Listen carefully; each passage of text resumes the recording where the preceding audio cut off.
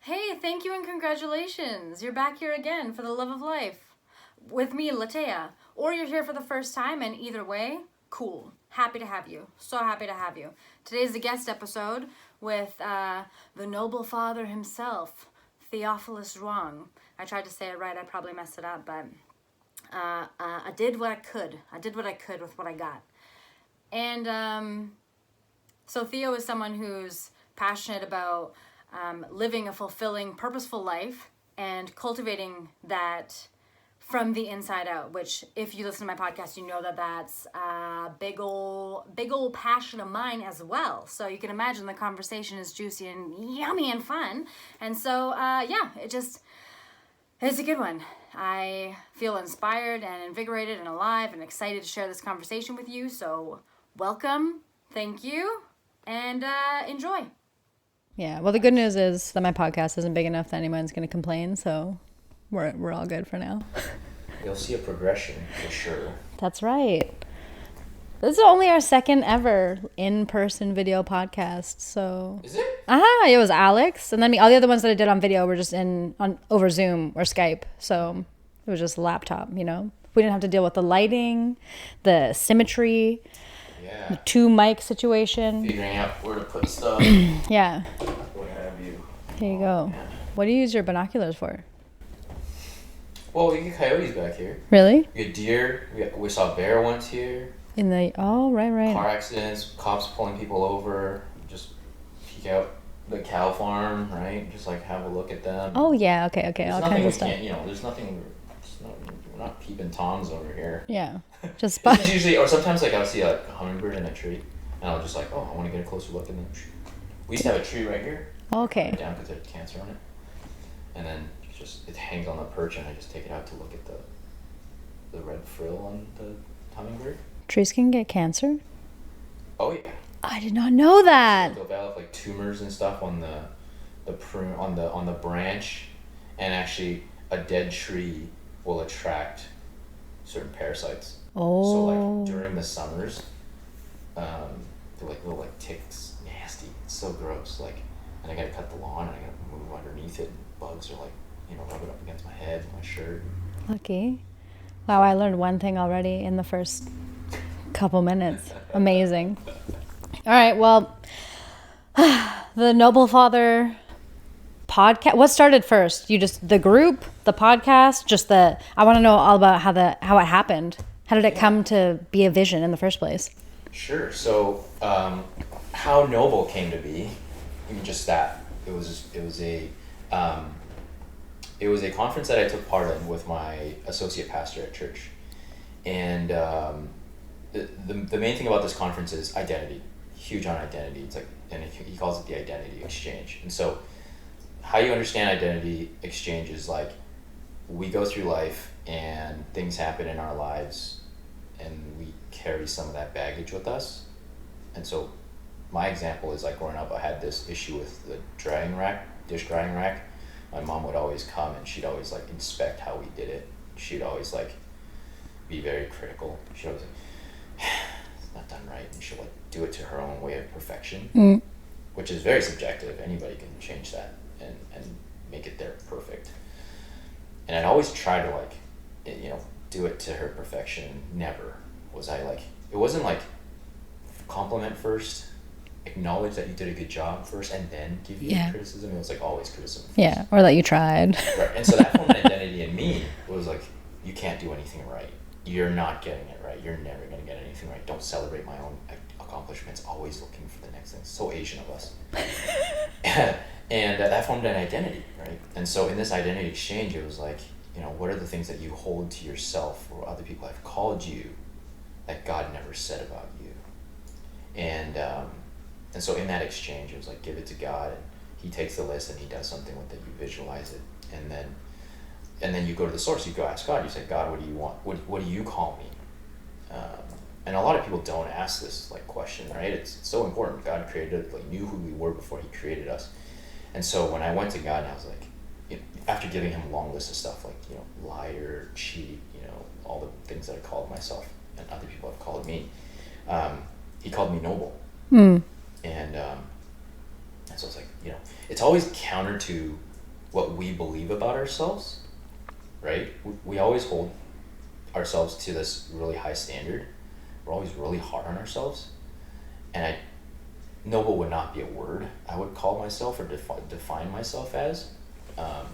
And so when I found out Noble was my name, like was what he called me, I was kind of on this journey of self-discovery, in this phase of, really understanding myself and who I was as a person. And this was kind of like when I was starting to do the coaching, starting to get into coaching. And so I already started my coaching business, and then I was like, who do I want to serve, right? Coach, in marketing questions, like when you're thinking about running a business, like what's your niche? Who's your person that you're speaking to? And I couldn't get away from fathers. Growing up, being a father and being a policeman were two things that I really wanted to be. Came to a point one time where I was like, okay, do I want to be a police officer? If I'm a police officer, I can't. I wouldn't be a present father, and I wanted to be a present father. So I chose the route of a present father. And so in choosing the route of the being a present father, let go of the policing dream and wanted to serve fathers in my coaching. And so that was the genesis, really just wanting to serve them. What would I call the community? Well, Noble Father. Loved the way that it sounded. It had the identity piece in there. And I strongly believe that every father out there is noble, regardless of what you've done in the past or whatever and we're all capable of being noble. And so how it really started was coming out of the pandemic. We were all in lockdowns, right? Everybody just in homes, didn't go out, no socializing. We didn't even go to church for the duration. Doing online church and stuff, and just felt really lonely.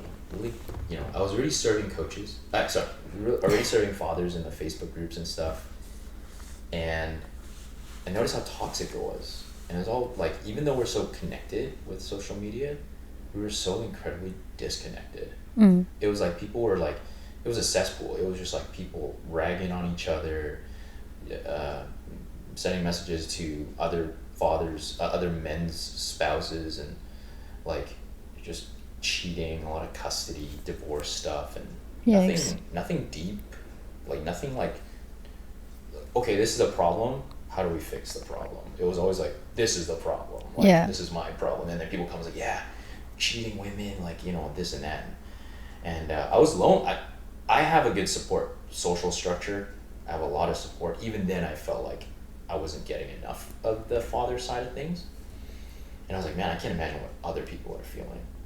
And so the genesis was just, hey, why don't we just pick a day, pick a time, get some fathers together, and we just talk.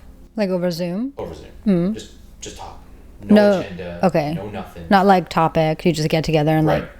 When I started out, it was literally like arranging this whole setup. It was like, oh, let's try this. Let's try challenges. Let's try asking a question. Let's try meditating before. Let's try just being quiet, and whatever comes up we talk about. But it's always the ones that are like the most no agenda that turn out the most amazing, because you just don't know what's gonna happen. You don't know who's gonna show up. You don't know what they're gonna bring. So the first meetup we had was like 9 people, including myself, and very first guy, it's like already you can tell it's in his voice, like it's cracking, it's breaking. He's like, when you start out with, I've never told this to anybody, you know it's going to be profound. Yeah. And he shared so powerfully. He started shedding tears before everybody. And that really set the tone for all the other meetups we've had. We haven't stopped meeting since last year, March. Once a week, every week? Once a week, every week. Dang, dude. Man, so many things. Hold on. So, first of all, you knew you wanted to be a father, like, since you were a kid? Yeah, I don't know when that happened. Yeah, I've always wanted to be a father. What about it? What did you look forward to? Yeah, that's a great question. I grew up also watching Batman. Okay. He didn't have, he had a right, to a certain point.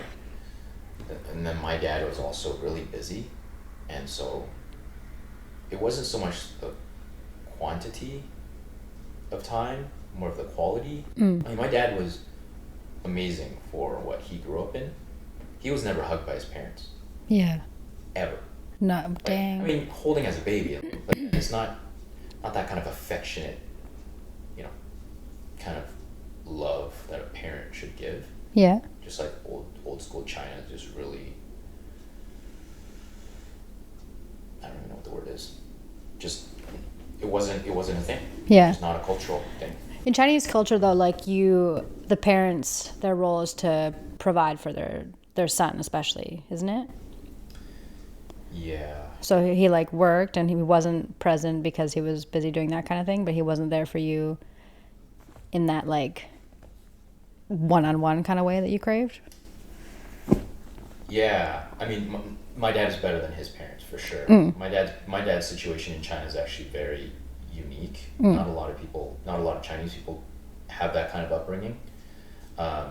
His parents were part of the government. You know, like police chief. My grandmother was the first female police chief in the province that she was in.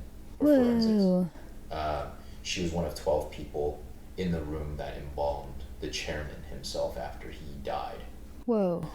My grandfather was a Supreme Court judge in the province of Guangdong, and so they were very high position. They had a lot of influence. So my dad's upbringing, because they were in the government and because of the positions they had, barely had he barely had parents. At what stage did your family move to Canada? My dad was 21, I think, when he came to Canada. And so the way that he came was because of the positions that my grandparents were in. They heard about a lottery for a student visa that was happening. My dad jumped the gun because of the position, got a head start on that. They put everything they had, I mean, they pretty much had nothing, put everything they had into getting him a ticket to come to Canada, and took him to Hong Kong. I think it was my grandmother that took him to Hong Kong.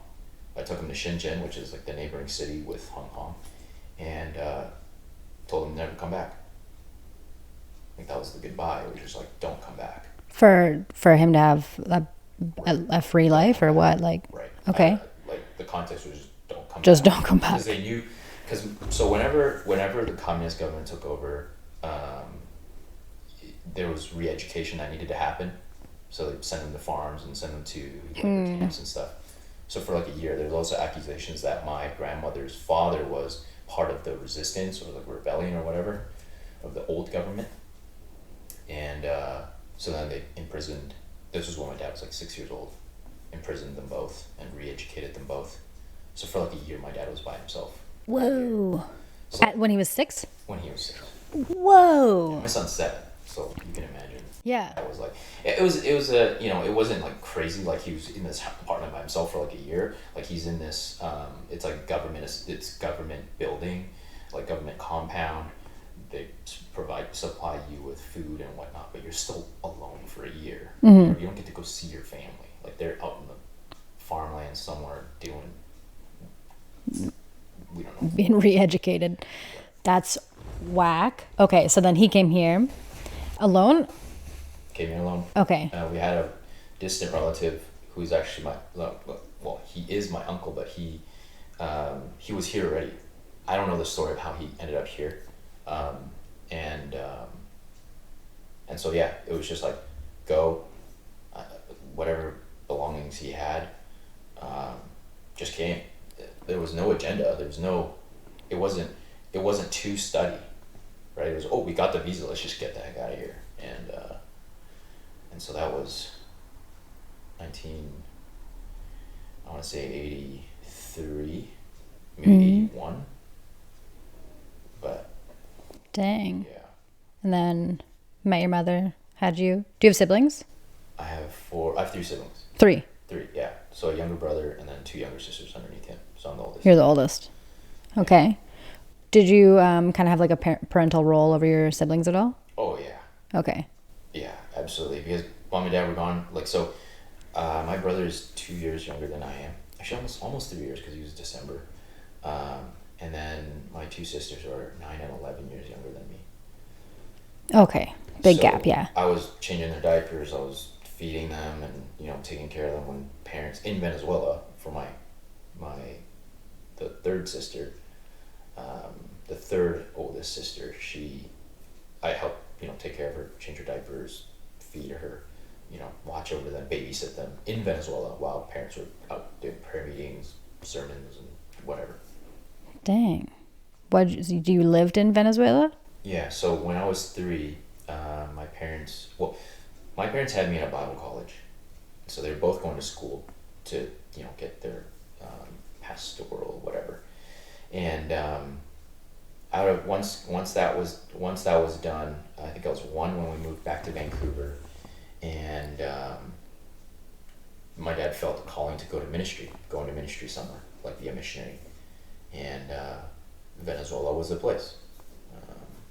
Venezuela is like the northern tip of South America, and oil, huge oil. There's a lot of Chinese people there, and so age of 3, set out with family, me and my brother. So we were there for 7 years. Whoa, 3 to 10. And then back to Canada after that? And then back to Canada. Yeah, Vancouver. All right. Whoa, okay. Didn't know any of that. And then, okay, so when you were talking about the process of asking God to define you or whatever, I'm always curious, like, what kind of form that comes in. Is it like, are you sitting alone? Do you say it out loud? Do you hear it like as a voice in your head? Does it come more just as what's the reception of that word like? Yeah, so for myself, and I'll just speak about that experience. We were told to find our own space, so I went to the car and just try to get really quiet. Right? Ask the question, God, what do you say about me? What do you call me? And I guess you would call it a voice in your head. It doesn't originate from you. Yeah, because you would never call yourself that. Right. That's, Yeah. That's the one thing. Yeah. You can, and also like it's not just your own voice, but also that other imperfect people wouldn't call you that. And so other people have told me how God speaks to them. It's like really audible. It's a solid voice. For me, it was really subtle, but it was really beautiful too. Because once I heard that, I was like, oh, Theophilus, interesting. Go look in the Bible, for the references of noble. Theophilus is a character, not a character, but a person in the Bible. They're not really sure who he was. He wasn't a disciple or anything, but he was a recipient of some of the letters that some of the men wrote, and a lot of different translations would precede Theophilus with noble. Hey, wow. So when I heard that, I broke. I was like, wow, like. Did you cry? I cried. Yeah. I was like, wow, like, I don't call myself that. Yeah. I'm not, there's great meaning in names. The name Theophilus means lover of God, friend of God. And, I've lived a life that sometimes it's like, you'd be like, you have no relation to God, a really godless life. And so noble was the furthest thing I would call myself. Interesting. Okay, so you had some time where you like weren't so involved in church and stuff, or do you just mean like the way? Yeah. Yeah. Okay. So in the Christian circle, we call it the prodigal son journey. Prodigal son journey. Okay. Yeah, and so the story is in Matthew 6, I believe, where a son asks the father for his inheritance. So mind you, the father is still alive. So essentially, you're telling your dad, "I want you to die. Give me what's mine." Okay. And so the father obliges, gives him what he wants, gives him his portion of the inheritance. He has a brother, gives him his portion of the inheritance, and he goes out and he spends it in wild living, whatever you want to define that as. And he hits rock bottom, and he finds himself eating among pigs, and he's like, man, he comes to the reality that my servants eat better than this. I'm going to go back and reconcile with my father. And he goes home, and he's he's like, mulling it over. It's like, how am I gonna do it? What am I gonna say? And all this stuff. And as he's coming over the hill, you can imagine a hill, and over the horizon, and he's coming over the hill, and the father sees him off in the distance, sees his son coming, runs over to his son, and his son is like, gets on his knees and apologizes and says, I'm gonna work for you, Father, like all this stuff. And the father picks up his son and gives him a hug and tells the servants to bring a robe and a signet ring. And actually takes his signet ring off, puts it on his son's hand to signify that no matter what you've done, no matter what you've done, taking the inheritance, what that meant, and the living that you've been a part of, you haven't lost the identity of being my son. And so every walk goes through a prodigal son journey. Mine was, because I've grown up in the church, grew up with, you can call it religion in my life. I had nothing to contrast life with, right? Everything I knew was religion, essentially. No idea what it meant to be not religious. Right. So I developed this fascination with things that I couldn't do. Because in church, in religious circles especially, when I say religious, it's like the rules and regulations and things you can't do. And as a pastor's kid and as a missionary's kid, you're told, you kind of have this implicit standard of perfection. Yeah. Like it's implied that you have to be like this. And I pushed against it, all of it. At what age? That was when I was 18. Okay. I graduated high school. I was already I was really naughty. I was already starting to push back against it. I was fighting kids at church. At church? At church. Dang, dude. School, picking on kids, just being, I was an ass growing up. You're a bully? I was a bully. Oh no. I was a bully. And when you don't have good structure, this happens. And so 18, graduated high school, and then that was kind of the time whenever there was kind of my dad was pastoring a church in Richmond, Chinese church there, and there was kind of some falling out. And my dad took a bunch of the members and left because they felt the direction of the church was not good, and the leadership felt there's some people in the church that didn't agree, whatever, and so separate ways, and called my dad a renegade pastor or whatever, and so I stuck around because my friends were there, my social structure, and once I graduated high school, it was like I was staying there for my friends. Still, people were looking at me with side eyes and not a lot of love, and I was like, why the hell am I still here? Yeah. And so me and my brother, actually the friends that we all left together. It was crazy because once I stopped going, so my friend's not there anymore. So why am I going to be there? And they're all at the time of making their own decisions.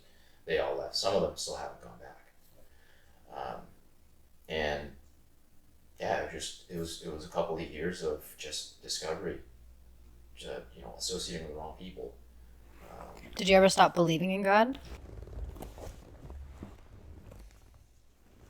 I think the answer would have been no. Because it was also something I couldn't separate myself from anymore. Like it was a part of my being, And there's verses in the Bible that's like, show the way that your children should go, and when they're older, they won't, walk away from it. And I feel that. I feel that in my life. It's like, I blamed him too. I also blamed him. Like, why the hell would you put me through something like this? But I don't think I ever questioned whether or not he was real or not. Ever. Mm-hmm. You hear and the Bible also says it's like, even the demons know who God is and they shudder. So we as human beings, we believe in, some people believe in ghosts and all this stuff. You believe in that paranormal stuff. Well, if there's that, there's got to be a good, right? There's got to be a God then. I've never doubted. I don't think I've ever doubted God's existence. All right. Cool. But you went out and made your own bad decisions and stuff so that you can learn from them. I think that's so important. Yeah. I think there's a lot of value in our suffering, and a lot of the time it's, you know, we like your parents can love you, always love you and give you as much of the best advice that they can, but ultimately you need to actually like live your own experience to learn things, really. Otherwise you're just taking people's word for it. Yeah. Which you don't really want. I don't know. I wouldn't want like my kids to just take my word for everything, you know, like I want them to actually like learn things so that they know it within their heart, you know? So that's cool. And can I say something about that? Of course, yeah. You know, that's kind of the spiritual journey, is that it's just like the parents not forcing and not putting pressure on the children. God doesn't do that either. God gives us the freedom to make those decisions. God gives us the freedom to make the choice whether or not to accept Him. He'll never force it on anybody. Mm-hmm. And that's where we mess up as human beings, is that we force it with our own words. And I've reconciled this in my head. It's like having a conversation with somebody who doesn't know the Lord. And if I pressure too hard, it'll be about my words and not about a genuine relationship. It wouldn't be a genuine thing if something is forced. Yeah. And so I don't need to force. Yeah, entirely. Because then you just kind of actually cause them to like recoil or push back or reject it or shut their ears. You know, they don't want to listen. They don't want to receive that kind of thing. So it's like MLMs. It's like what? MLMs. MLMs. Little marketing stuff, you know. I don't know anything about that, Yeah, but a wonderful opportunity for you. Oh yeah. Sit down with my mentor, you know. Right? You know, like your guards go up right away. Yeah. It's like, no, thank you. Right? Instantly, It's like, no. And then if you really push it, I'm like, hard no. Even if it was a possibility, for sure, no way. Right. And that's why Alex, the whole thing was just like, I was just a friend. And there was no intention in me to do any of that. Yeah. There was none. Like, I wasn't his friend because I wanted him to be in our church or because I wanted him in my faith. Like, it was not, that was the furthest thing in my mind when I met him. Yeah. There was nothing. Like, I was just a friend because I enjoyed his company. I enjoyed being around him. We pushed each other. We're both entrepreneurs. We're both fathers in the same line. Our kids are, you know, there's just so many similarities in there. Mm. I didn't do anything. Like, it wasn't about me. Yeah, that was wild. But remember when he said, he was like, you can ask Theo if it was pretty fast. Did he move quickly compared to what you've witnessed before? For him, it was fast. For me, it was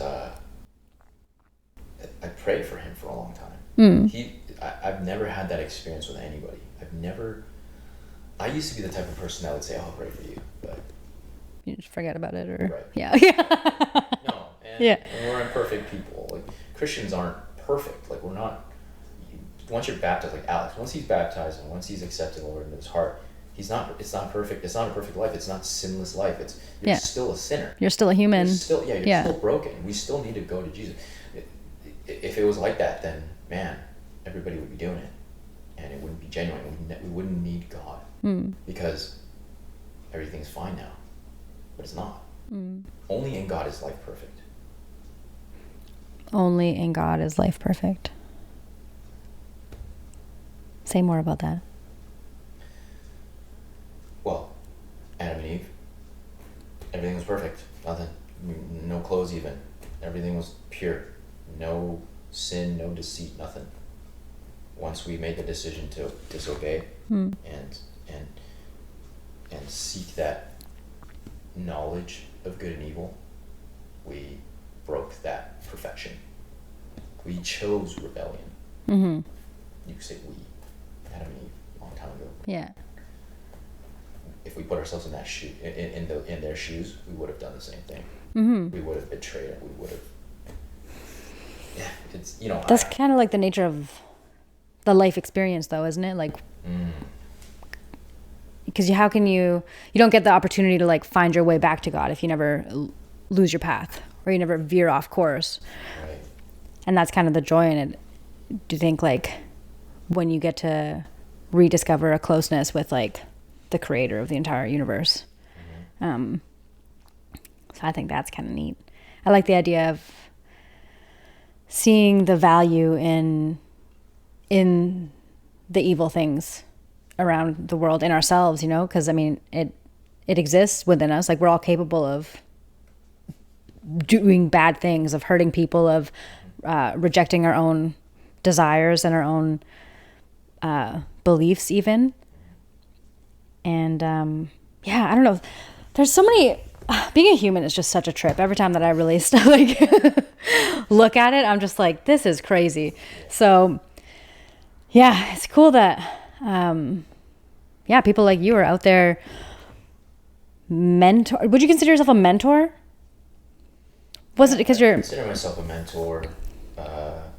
I really like what coaching is about. It's not about me. And that's what I want it to be.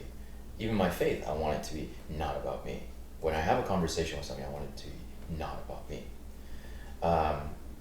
And the best way to understand coaching is just understanding who you are now and where is it you want to go and holding you to it. A mentor is more of living a life that you want to live, and you're helping them to replicate it, essentially. That's how I understand it. Yeah, do I consider myself a mentor? Absolutely. I think that there's a lot of wisdom that experiences that God has given me that I can help other people in their walks. Whether or not it works for them, it's like, things are, what works for me may not work for you. But there's advice to be given in that too. So I guess coach, mentor, both of those fit. All right.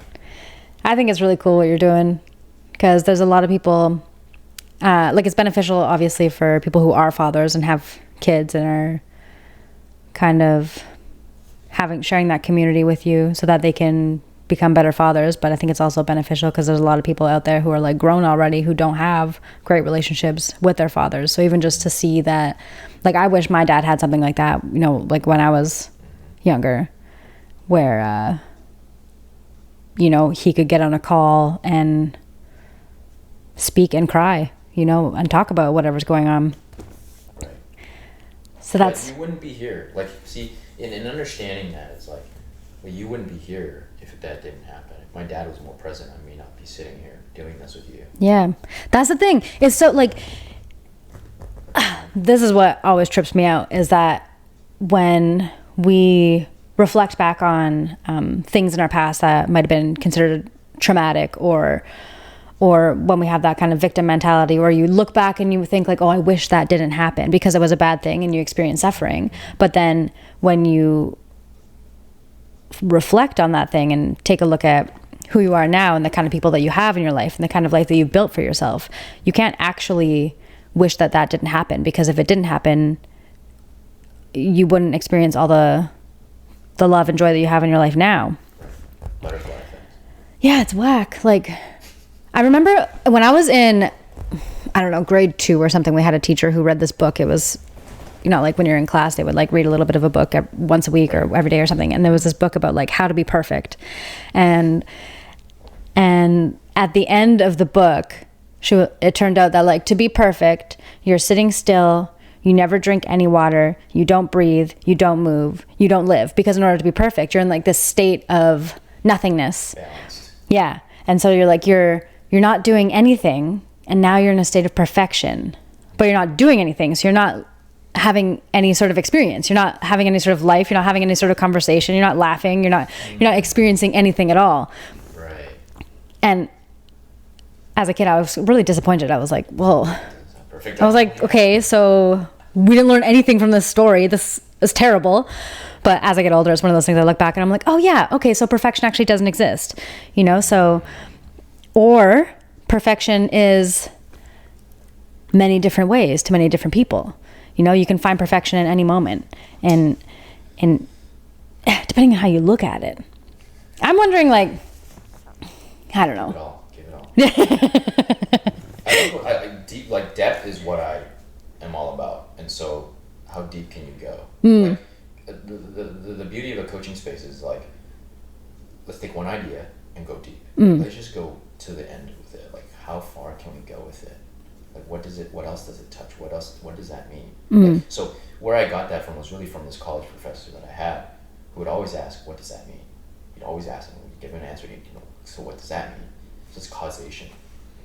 And that's what coaching is all about, is really like, I hear you say repeatedly, life isn't perfect.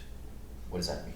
What is perfection? And you just go really, really, really, really deep with it, and get to the point where it's like you're splitting hairs, right? Like, it's just, yeah, there's so much to this life. Yeah, even in saying what I said, right? Only in God, everything is perfect. But then you think about it, and what you just said about, well, then you don't have to eat, you don't have to drink, you don't have to, all this stuff. That doesn't feel perfect to me. It doesn't sound perfect to me. Mm-hmm. So even that, in a challenge like that, like in verbalizing what you feel about it, it makes me ask, what does that really mean? There's a lot of beauty in that. Mm. Yeah. I always wonder, like, so everybody has their own unique relationship with God, because everyone has their own unique experience that they've lived. And, we're all in different bodies, born into different families, born into different situations, have different social circles, think different thoughts, feel different feelings. Like, everything is just, and we're all connected to the same thing, right? And do you believe that people have a purpose? Like, each person has like a specific thing that they're supposed to fulfill? All right, so tell me more about that. Let's That's one of the things I love coaching on. Perfect. It is like the main thing. Okay. Identity is that other piece. Identity is a piece of understanding our purpose. If we don't know ourselves, how do you know where to go? So, a good analogy is, I give you a box of furniture. You got to put it together yourself. You don't know where it's from. Okay. Or let's just say we do know where it's from, but you don't got a manual. All right. And where would you go to get the manual? The manufacturer, the person who made it, the source. And so if we don't understand who we are or how God sees us, how do you know what that purpose is? Then it's always open to interpretation. Mm-hmm. And so one of the things in understanding purpose and discovering purpose is knowing identity. Who are you? If you don't know what that is, you're going to do some others, whatever else. Throw crap at a barn and hope it sticks, and then that's the thing you're going to do. That's what so whenever I was in this identity exchange conference thing, that whole time frame was all, like, I had this business already, and I was like constantly trying to work on it, and I was always questioning. I was like, God, like, why isn't something happening here? And it always pushed me back towards that. I always found myself in positions of learning about myself deeper and new discoveries of myself and how God sees me. And in that process, he gave me the methodology of how to show somebody, how to walk somebody through that discovery process to find their life purpose. Mm-hmm. And it all started with identity.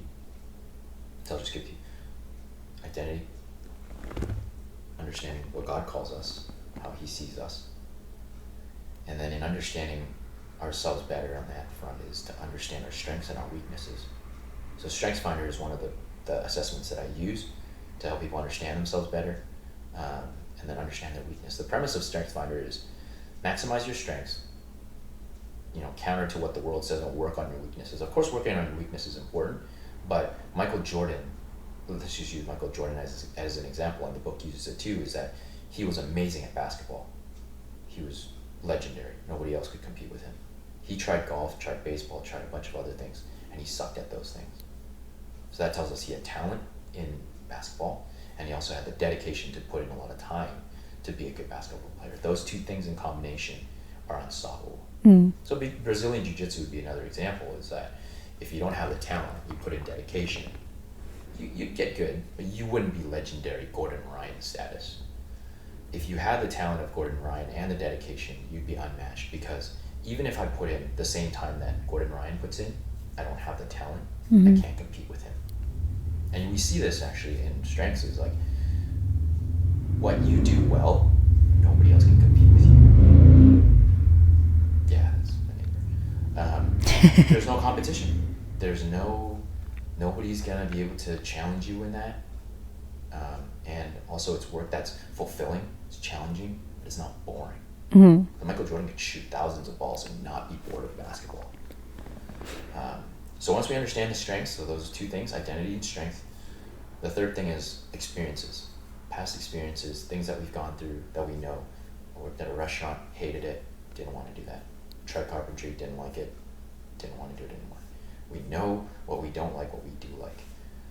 There might be things in that experience that I enjoyed doing. I liked working with my hands, but it wasn't the wood, it wasn't carpentry.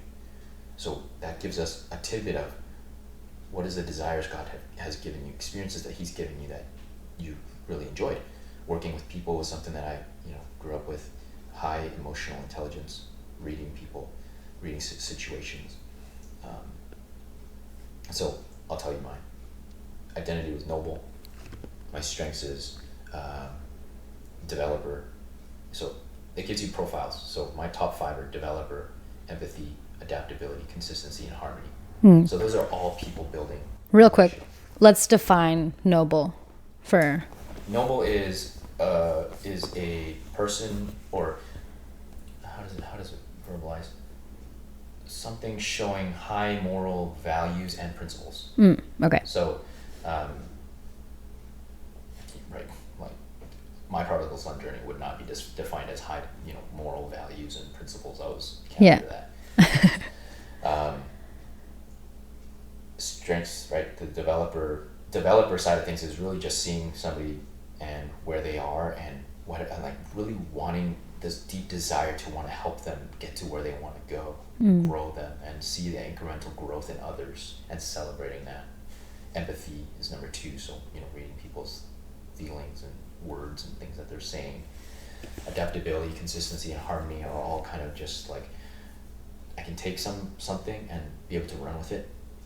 There's different meanings anyways. You can read it in the Strengths Finder, and if you haven't done it, and many of your listeners haven't done it, definitely look at the assessment. It's amazing to understand yourself, how you relate. Experiences I've said already. And then the last thing is this thing called ikigai. It's a Japanese term. I was gonna say, is that English? Okay. It's not Japanese, it's Japanese. Ikigai, and it essentially means reason for being. Okay.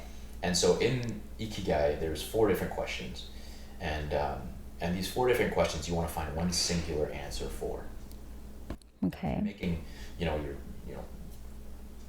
clips for later on. I can send you an image for it. It's a 4-circle Venn diagram. Yeah. And each of those circles is the question. So the 4 questions are: what am I good at?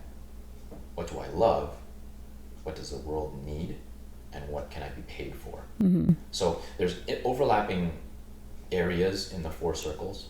And if you only have 2 of them, then you have a mission or vocation or something. But ikigai would be that central area. So what you want to do is you want to find one singular answer for all 4 of those questions.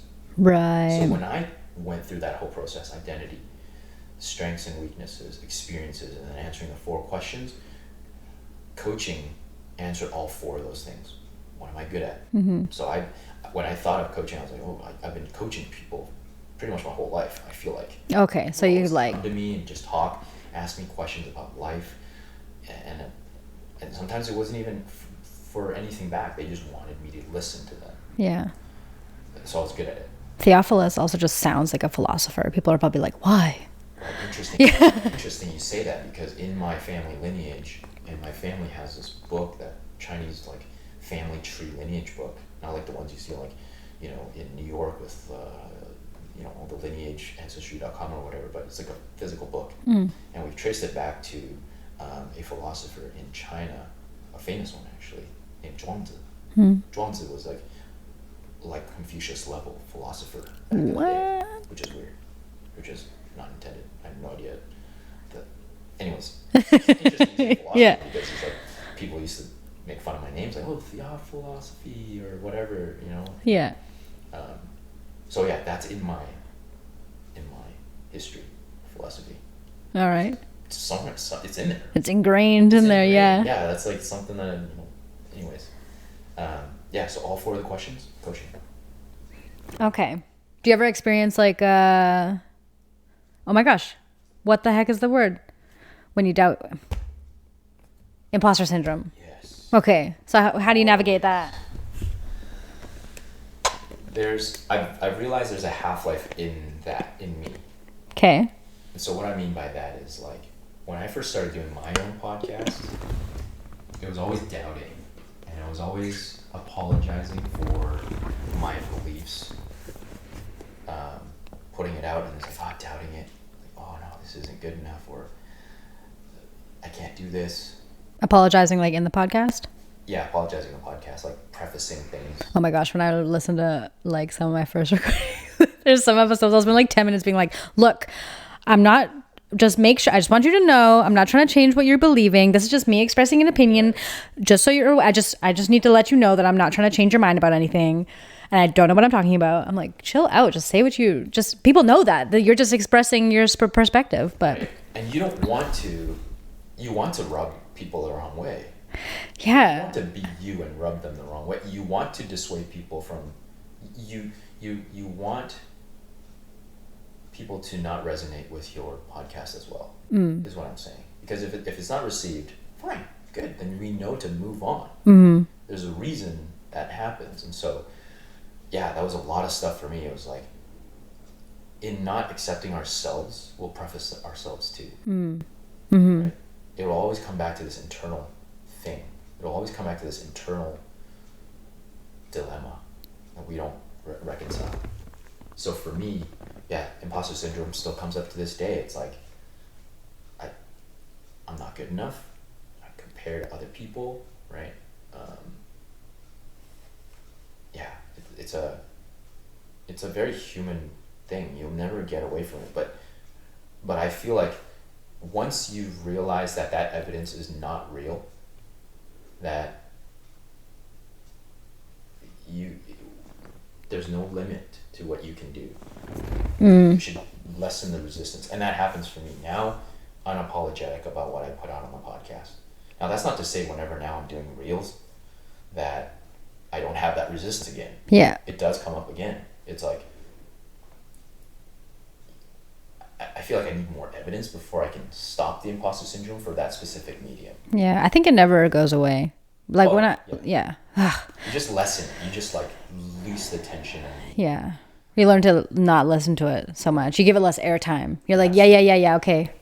I've heard your doubt before, but we're just going to do it anyways, so. Right. I didn't die before. It's just like the cold thing. I didn't die. That's right, yeah. Right. But even though it was like the next time you go, you're still going to feel that resistance. Yeah.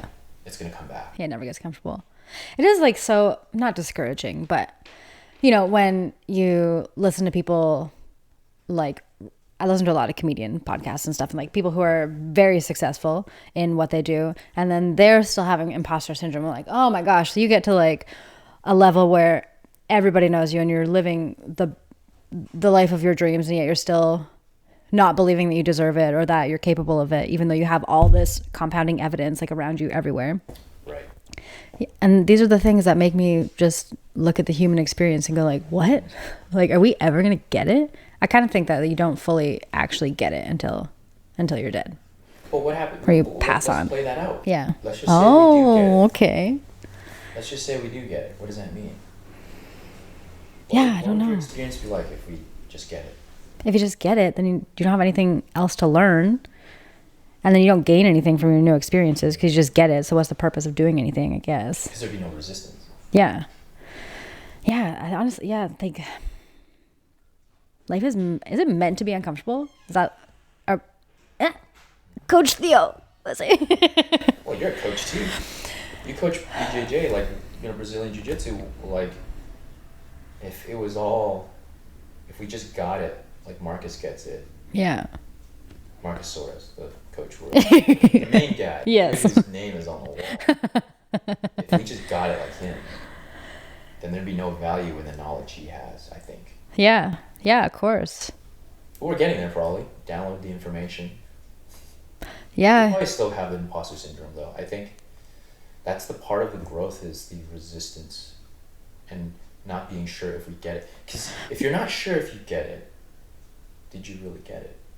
Yeah, if you understood everything like conceptually, like you understood how it worked in your brain, is that the same as like being able to actually, like, say, I don't know, you have the ability to create a blueprint for a building that's really complex, and you can design it in your head and you understand exactly how everything, how to the millimeter, how precise everything would need to be, but you don't have the ability to actually like create the thing. Do you get it?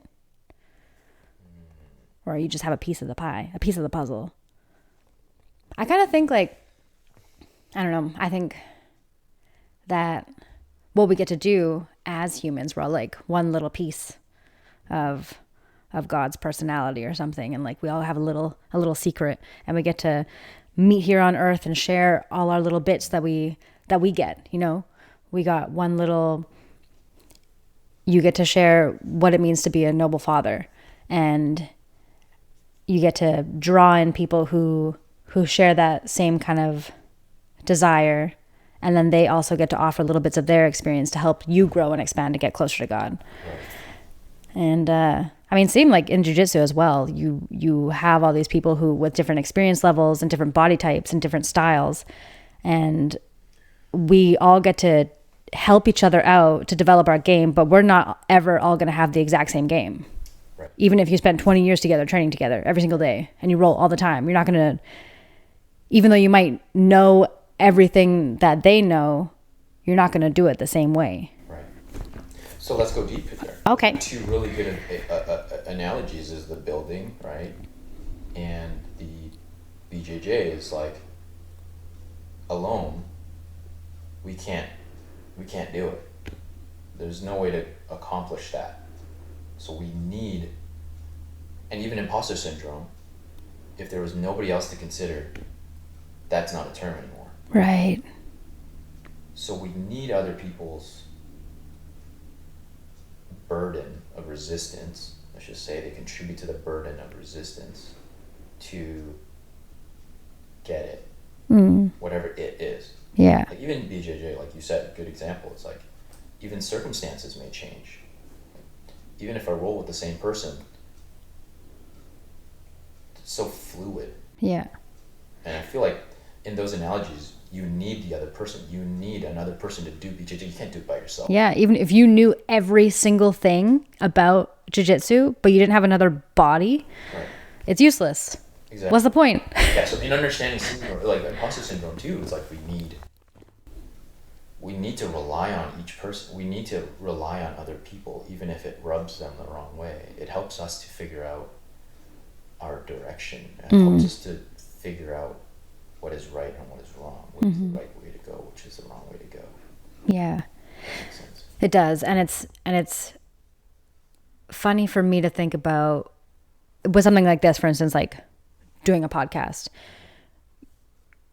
To be successful, you really kind of need to find your niche, right? Like and so you do need to kind of just draw in a specific type of people who want what you have to offer. And if you try to please everybody, you're never going to do that, because like you're not being narrow enough. Oh, like Alex was saying, like you need to take the narrow path. Yes. You know, and if you're constantly like, oh, sorry, if you're somebody who might not, you know, get what I'm saying or want to hear it, I apologize. Yeah, you just got to say what you want to say what you think, because people can take it or leave it. No problem. Say what you mean what you say, or whatever. And you can think about these on ads, like if you're running ads, Yeah. you're speaking to everybody. Nobody's going to listen to you. True. Right? Yeah. And what is everybody nowadays? Yeah, I don't know. Oh, we're fluid. Yeah. Everything's fluid now. You can be whatever I want. That's right. Identify as a tree if I wanted to. Yeah. And you want to be narrow, like, and even in understanding marketing terms, it's like in speaking to everybody, you speak to nobody, and so, you know, you have to be very specific, and you want people to not resonate with your stuff because perfection would be everybody resonates with it. Mm-hmm. And there's something really wrong with that kind of perfection, I feel. Yeah, well, I don't think everybody resonates with anything, because we're all so diverse. I don't know. This is actually something that I ponder sometimes. I'm like, if there was one thing that every soul on this planet would agree on, what might it be?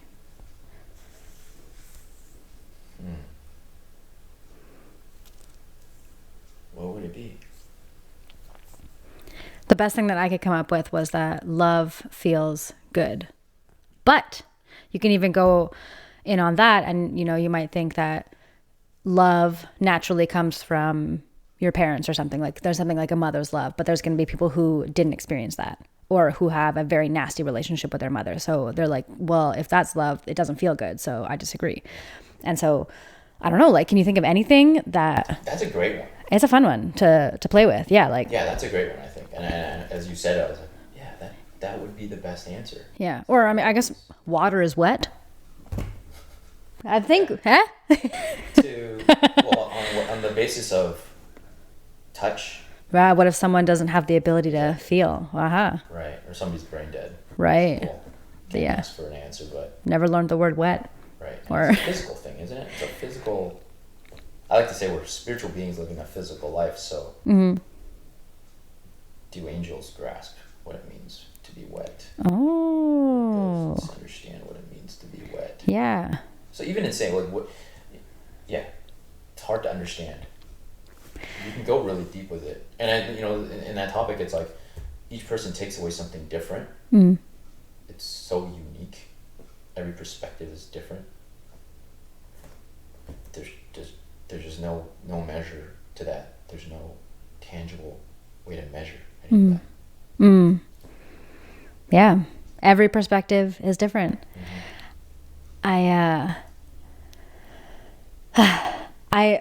don't know. I go in circles a lot in my brain. That's why I lock my keys in my car, because I'm just like, Lock yourself. You lock your keys in the car, but then also lock yourself out of the house.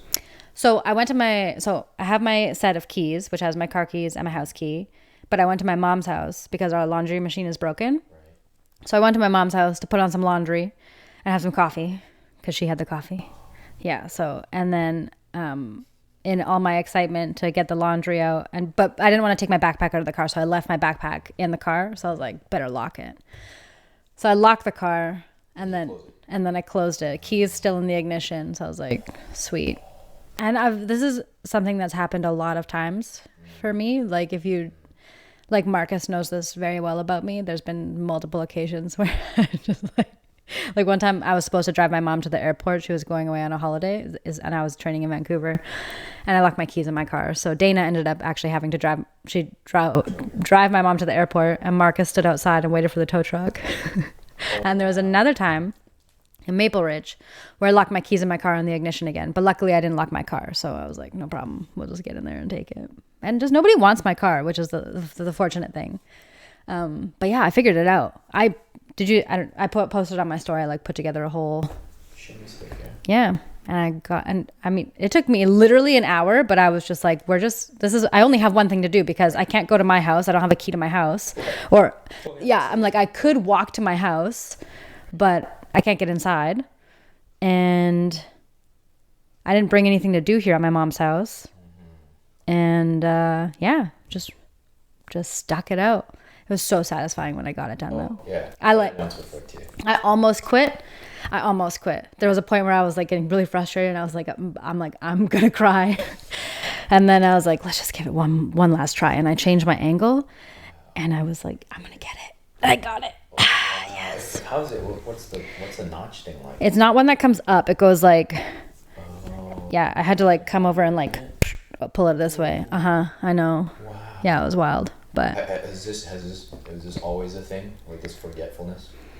Yeah. I'm interviewing you back. Yeah. That's the thing. I You don't talk enough. Alex took all the talk time. Alex, future episodes, just shut your face.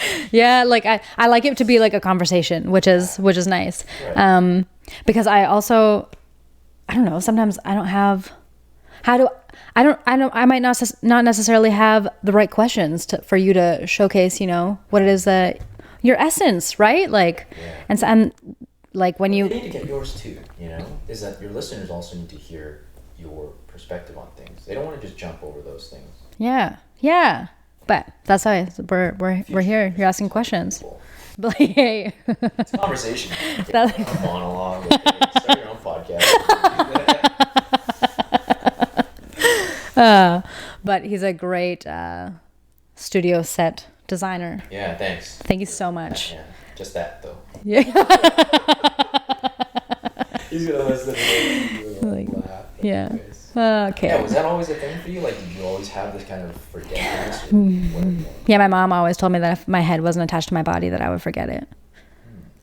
So it's just always been a case. I don't know if I'm just.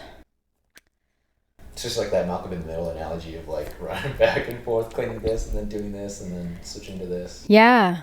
Which is you could be like, oh, it's ADHD, but then it's also just like a very strong lack of presence, which is the part that bums me out, because I'm like, to be living a conscious life, you want to be present and in the moment, and you should notice these details. And like, if you're forgetting things all the time, or I don't know where I put my keys.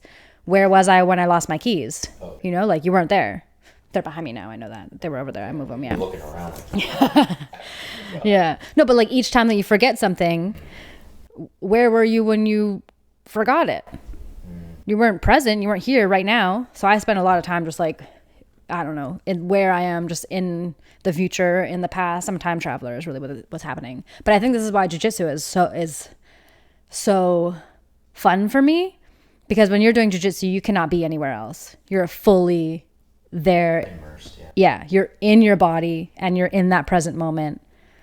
And So then what about cold dipping then? less pleasant, but like You can't think about it. yeah. Those things, yeah. No, but still good. Like when I went with you guys, when we got in, I was like, this is honest. I'm chill. Yeah. I still remember Sean's first time. Yeah, he has a harder time.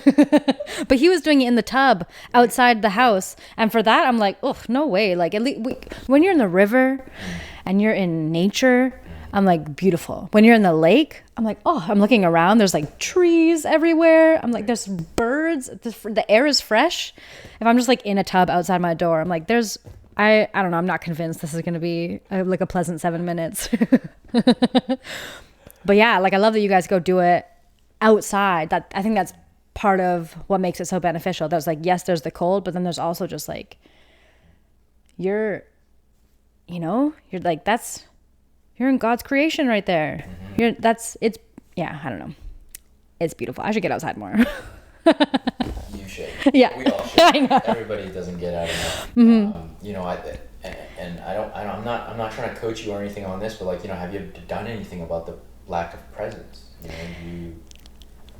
Give me some, like what? Some tips. So like, as you're sharing, like I resonate with that. I used to be very not present, and what I found was that prior to this new perspective in life, like this new way of doing life, I was also very not present. I was also very, I was somewhere else all the time, and I would,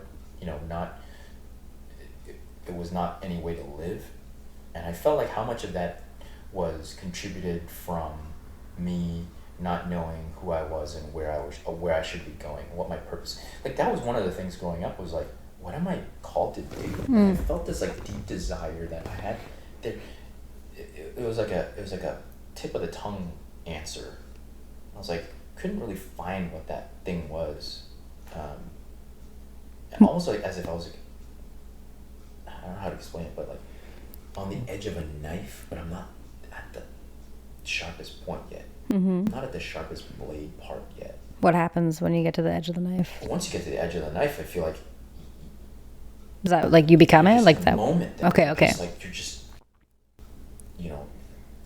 anyways, when I say that about my own journey, it was like once I started living, and actually, okay, so this is something that I grew up wondering too. It's like I see some people living life so on fire. They could wake up super early, go to bed really late, and they just don't have any kind of burnout. It seems like they're on fire for what they're doing, and they enjoy it so much that they're just impassioned. And I always wondered, is that possible for me?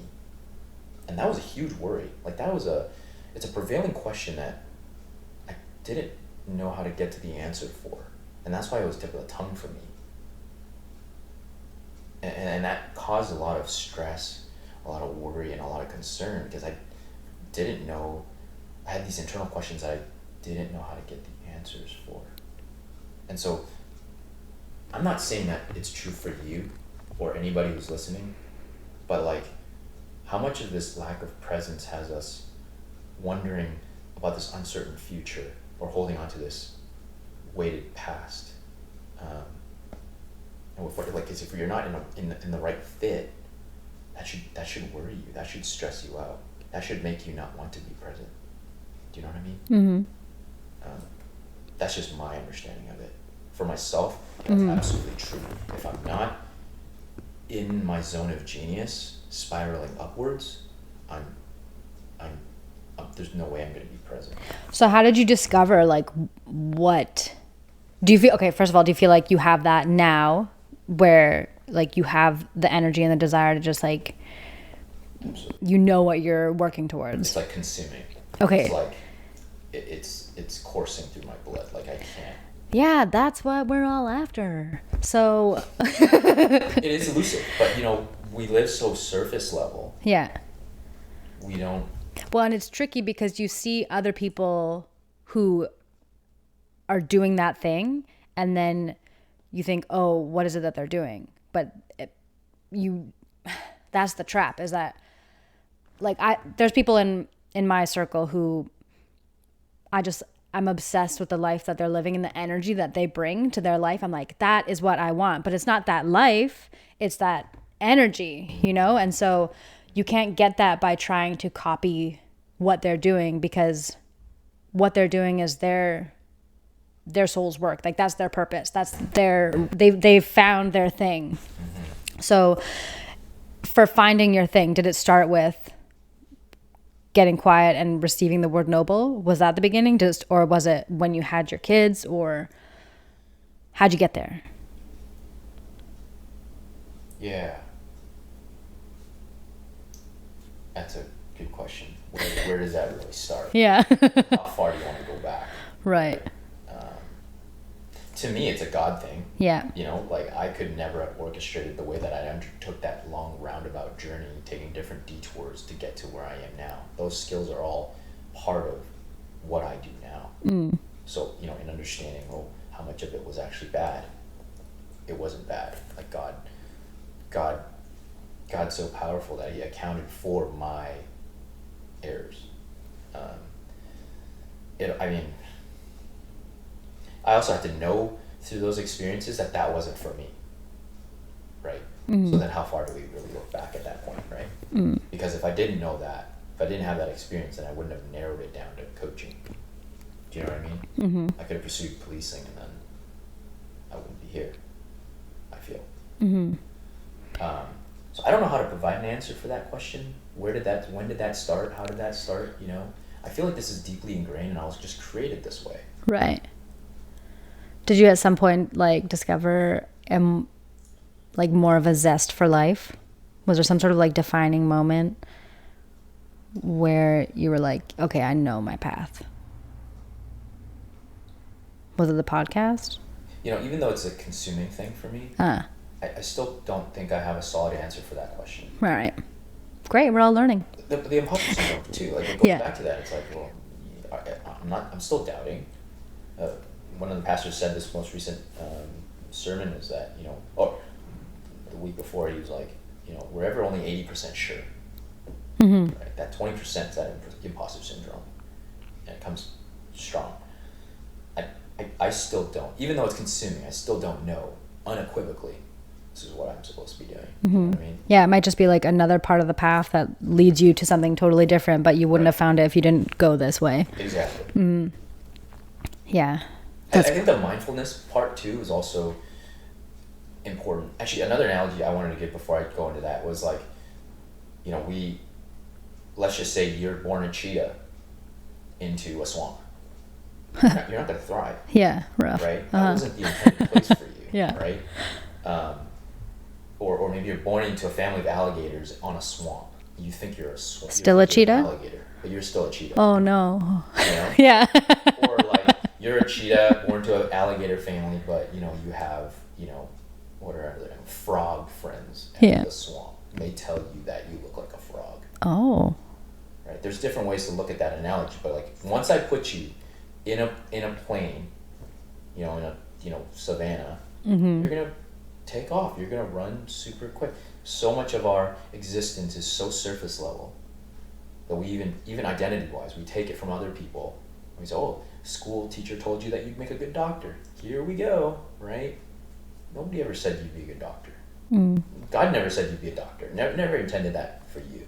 And it's no wonder, because we sometimes go down those routes and then we find ourselves back at square one. It's like, this is not fulfilling for me. And so in my coaching, it's like, I want to help you avoid that. Like, I don't want you to waste your time and energy. Like, life is short. Like, obviously it's difficult too, because it's like they have to go through those experiences to know that that's not for them. But I feel like once you've got enough experience, you should know roughly what it is. You should be able to narrow it down. Like, if you're called to be an entrepreneur, you should figure out what that means. Why do you have that desire? See it to its full, right? Yeah, that kind of thing is, for some reason, I'm so afraid of that word, entrepreneur. I don't know why.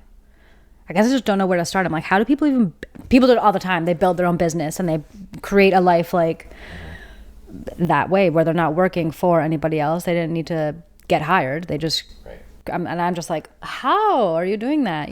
But I don't know, go on YouTube or something, find a mentor. High standard, right? Like it's not a lazy word. It's like, it demands attention. It demands accountability. It demands like being proactive. You can't just a creator. Maybe a creator is a better word for you. Yeah, still, I think I get hung up on this idea that I think that I'm doing it all alone, but then it comes back to I don't remember how we were talking about this earlier, but that you actually need people. And I remember hearing a woman express this in terms of money one time, and I was like, holy shit, this changed my, like, I've never thought about this before, but like, money is 100% connected to other people. You know what I mean? Like, and it's not about other people giving you money. It's about you giving other people value. And then the money is just kind of what you receive back for that. And like, it has everything to do with relationship. And I guess I don't know. When I think about marketing strategies and stuff like that, I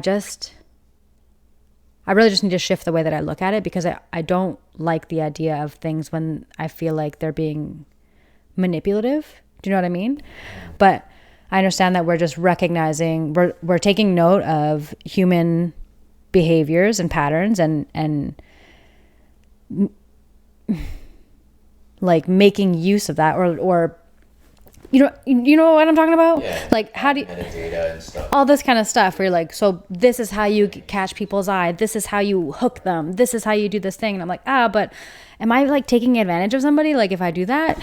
But I mean, everybody's doing it. Everyone's doing it to me. I actually appreciate targeted ads, because a lot of time when I get them, I'm like, oh dude, I wouldn't have searched this thing up, but it's made for me. Like, You like it to be catered to you. I do. I don't mean, yeah. Yeah, if they're selling you jobs, you'd be like, If they're selling me what? Oh, jogs. Yeah. Has to apply to you, right? Yeah. If they're selling pads to me or something, or tampons to me, like, I'm like, Yeah. why? Like, this is not for me. But yeah, you're right. It's a social thing, because, okay, this piece of paper is value. We both understand it's a mutual value that we place on it. Can't have, and I think maybe that's the sleazy part, is like, I'm telling you that this is actually $50, but it's actually $10. Oh, right. You need it, but you need it. Yeah. You know what I mean? Like, that's the manipulative part. It's like, yeah.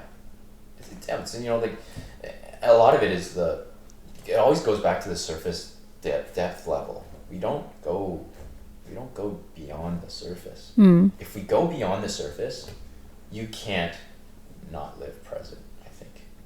What do you mean by that? Like, I don't think a surface level person could live very present. Right, because you're always thinking about... Right, there'd be issues that they'd unresolved. there's questions that haven't been answered. I feel like I'm at a point where I have most of those questions answered, you know. There's always time also, like you just don't know what it's going to look like later on. You don't know how successful these projects are going to be. You'll always have unanswered questions, but most of them are answered. Whenever you realize that you have no control over those things, you can be very present. Because thinking about that thing over there is not going to help, right? I can't control it. So even in understanding, That's okay. even in understanding ourselves at a deeper level enables us to be very present. We wouldn't be worried about, can I be like those people who are so impassioned? Even just that in itself. You can have great purpose in that, being present. I don't know. When do you find you're most present? The cold dips, man, those really, Oh, right, really yeah. help, you know. Meditating also, you know, and not just like mindless meditation. It's like, Yeah, what's your preferred way to meditate? like I do prayer, also do quiet times. Just sitting in a space by yourself. When I underwent the journey of, you know, doing the identity stuff, that was really when I was introduced to meditation, gave meditation a shot, I guess you could say. And the best way for me to understand, are you comfortable with me? No. The best way to understand Thank the you. meditation bit is like your mind is a support ticket window, let's just say. Support ticket window. Yeah, so like let's just say a company has customers will come, submit a feedback form and say, hey, this is a concern. Hey, the toilet's leaking. Okay. You know, there's a wet spot that nobody came by. I brought attention to the staff and nobody did anything about it. You know, just like tickets like that. So you can imagine a big company, let's just say all over the world, you'd get millions and millions of these. So that you would just use these support ticket windows as an analogy for your thoughts. So you get like what, 64,500 something thoughts a day. Yeah, so many. So those come in, and let's just say you're the person manning that station. These tickets just keep coming, and you got to deal with them. It's not just file them away. Yeah. You got to deal with them. Right. Note it, put it, whatever. Meditation to me was like, every time I found myself, because you really is on breath, right? You focus on your breath, breathing in and out, centering yourself on that. Intrusive thoughts are gonna come, inevitable. It's always gonna divert your mind away. And I noticed that throughout time, as I started doing it more and more, that it became easier to stay on my breath, to stay present to my breath. And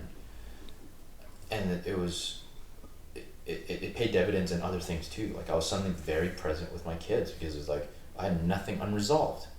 Everything's been resolved. Most everything has been resolved. And you can even think about it on a capacity level. It's like if you're up to here and things unresolved, you pour a little bit over it, your tantrums, you're gonna lose your temper, you're gonna flip out on your family because you have all these concerns about money, you know, bills that you gotta pay, you got mortgage things, you got this renewal of insurance you gotta pay for eventually. Like things would just stack up and you wouldn't have any kind of buffer in between to make room for those things. And so you easily blow through those things. And so when I talk about like below the surface level stuff, like it's all that BS, all the stuff that you didn't think about, unresolved, unreconciled, you know? That would keep somebody from being present, right? Because no control over it. You're doing the best you can, yet it's not adding up to it. It's not enough still. What are you gonna do? Yeah.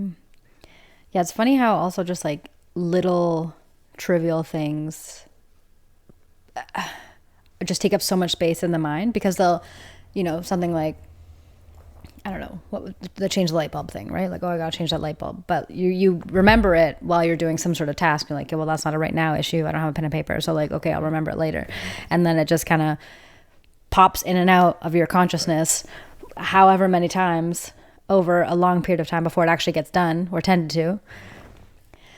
Google Calendar, I gotta get on it. It helps, yeah. Priorities is so important because, you know, sometimes things are urgent, some things are important, some things are not important, some things are not urgent. And if you live so surface level, you don't acquire a skill of knowing how to deal with those ticket window things, Like, what's a priority? You got to divert a team member to go deal with stuff. You can't split them in half and then deal with one thing over there and one thing over here. Part of the mindfulness bit is knowing what the priority is. And as an entrepreneur, for me, running my own business, I have to know. Mm-hmm. Like my kids sometimes would come to me, Daddy, play with me while I'm working. Mm-hmm. What's the priority then? I have things, I got deadlines I gotta meet. Mm-hmm. What's the priority? You know? Yeah. My own personal development, I gotta go BJJ later tonight. Yeah. What is the priority? My own self-care. My marriage with my wife, her own self-care, my children, I got 2 of them. I got friends, this podcast, I got coaching clients that I got to deal with, I got a group of fathers that I deal with, like endless things. There's infinite things we can deal with. Light bulbs are out. Like, what's the priority? And so if we're not present to those, you can't possibly make a good decision. You'll have it all out of whack. And so many people have it all out of whack. Mm-hmm. Mm-hmm. So when something like the light bulb goes out, even though it's a small thing that, you know, could be left, it's not at the top of the priority list, right? But you don't want to leave it left undone for too long, right? Because then there's going to be another little thing like that, and another little thing like that, and another little thing like that, which are like bottom of the list. So how do you go about tending to those kind of things? So that's my problem. That's your okay. Is you got a burnt out light around here? Yeah, there's 2 of them. Uh-oh. It's fine. Yeah, right. There's still light. And I justify it. Yeah. I will justify it and say, oh, it's fine. Like, honestly, whenever I only just told my wife yesterday that you were coming, and this is my mistake too. It's like, this is my problem too, is that I don't foresight. Yeah. As soon as the information is received, I don't. It's in your head, you know. Because also it's like, it's a waste of brain space for me, because it's like, oh, she's coming on this day, and we only figured out that like last week maybe, right? That could change. Right, yeah. You're wasting breath telling her that you're coming, but you're not actually coming. Yeah, I wasn't actually here. Leave things open. Right. But yeah, things will get left undone. And also for myself, it's like, it's trivial sometimes. This kind of thing happened with those comedy show tickets recently. So, right? So I bought the tickets for a reasonable price of $175 for the 2 tickets. And then... No, so like $80 per ticket. So together, 2 tickets, $175 on the website where you get them directly from the site. Right. And then poor Shawnee, you know, I didn't say anything because I just got the tickets. I'm like, you know, I don't think I need to tell him right now that I got the tickets. I'll tell him sometime closer to the date when we need to like book the time off or make sure that you have the day off. And then Valentine's Day comes and he buys them off StubHub for $650. And so I don't know that I got the tickets yet, but he's like so excited for Valentine's Day. He's like, he's like, I got you a really good present. Like, he was like, it was really expensive, but I love you so much. And you're going to love it. And he just keeps going on about like best ticket. He knows I'm going to be excited for it because he knows I want to go see this show. And then he hands me the phone with the ticket purchase on it. And instead of me being like, yeah, you know, like jumping, hugging him, kissing him, I was just like, oh no. Yeah, and so sometimes, you know, like as soon as that information's in here, just pass it on. Like, by the way, I got these tickets just in case you were thinking of buying them. You know, I was like, what do you mean? He's like, I don't know how much these things cost. I'm like, okay, just for future reference, if we're going to see comedy, never, ever is it, why would, like, you know, great show, but like, it was like an $800 date night for us, you know what I mean? Like, right. Yeah. It's like, beautiful that you guys both, you know, yes, met there. Yeah. Knew each other enough to do that, but yeah. So that was for me, my little lesson, like, okay, just communicate that immediately. And at least then I've done my part, you know? Yeah, if my wife were here, she'd be like, oh, totally. But then I always like, I'm sure I'm not the only person out there that does this good thing. Yeah. There you go. See, it happens. Honest mistake. Oh, man. Sorry, I totally just went on a tangent. I don't know. Oh, we were talking about mindfulness. Hilarious. And then I'm like, bop, bop, like we do it all the time. Drop back in. Okay, so in terms of like, because you don't want to just be mindful when you're meditating or when you're praying or when you're doing a specific task. Ideally, you want to be mindful throughout the day, all the time. Yep. Do you have like little tips for that kind of thing? To like draw yourself back, or is it just like remember to breathe, bring your attention back to your breath, like at any point during the day? I guess I just know myself in the moment, and I don't set myself to super hard schedules, even though you've seen the calendar. Like, I leave it open to interpretation. And also, you know, the walk, my faith walk is always like, Lord, show me the way that I should go. Like, this isn't about me. It's my life, but He directs my path. And so, and maybe this is just how He created me, because, you know, if my wife asks me 3 hours before lunch what I want to eat, I can't answer her. Impossible.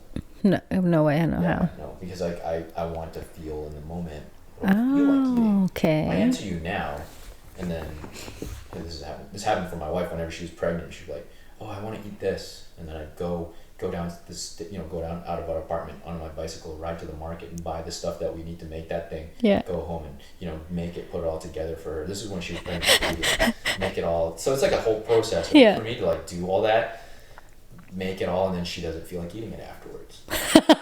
You know what I mean? Yeah. Like that'd be me. Like I would hate that. Like I wouldn't want you to make it, spend all that time putting love and energy and time into it, and then I was like, oh, I don't feel like eating this. Like that's happened. Yeah, that's rough. Right? And my wife's like, oh, you just don't like my cooking? Like, you could interpret it any other way you want. But for me, it's like, no, I need to answer in the moment. Yeah, I just didn't know what future Theo was going to feel like. Right. Yeah. And you know, there's different consequences from that. Like, going grocery shopping is really difficult sometimes. Right. Like, don't know what you really, really want. So you don't do like a meal plan? It's hard. What about chicken feet? Can you do those anytime? Oh, I love it. Yeah. There's some things that are like faithful things, but I don't always stock them in my fridge, you know? Right. Like, I don't remember the last time I've had it. Dang. There's some things that are Old Faithful. I will, you know, instant noodles. One of those things is anytime I could just eat instant noodles. Man, I haven't had those for a while. They are honestly really good. Sometimes I'll just throw some broccoli in them. I'm like, it's healthy now. Right. Yeah, This is actually, yeah. Some spam and then cut it up. Yeah. Oh, some spam. I've never had spam. Really? Yeah, I heard it's a delicacy in the Philippines. Sean over just to do instant noodles. My wife would be like, dude. We're like having company for dinner. Hospitality. Having dinner for dinner for instant noodles. Yeah. Which brand do you like? Oh, I like the Nissin.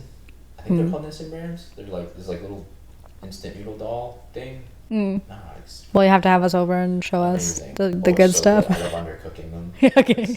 You know, it's gotta be chewy. Yeah. I don't like super soggy, soaked up water noodles. You know, nasty. When I was younger, I used to just put like not enough water just so I could have extra seasoned noodles. Yum yum. Yeah. All day about instant noodles.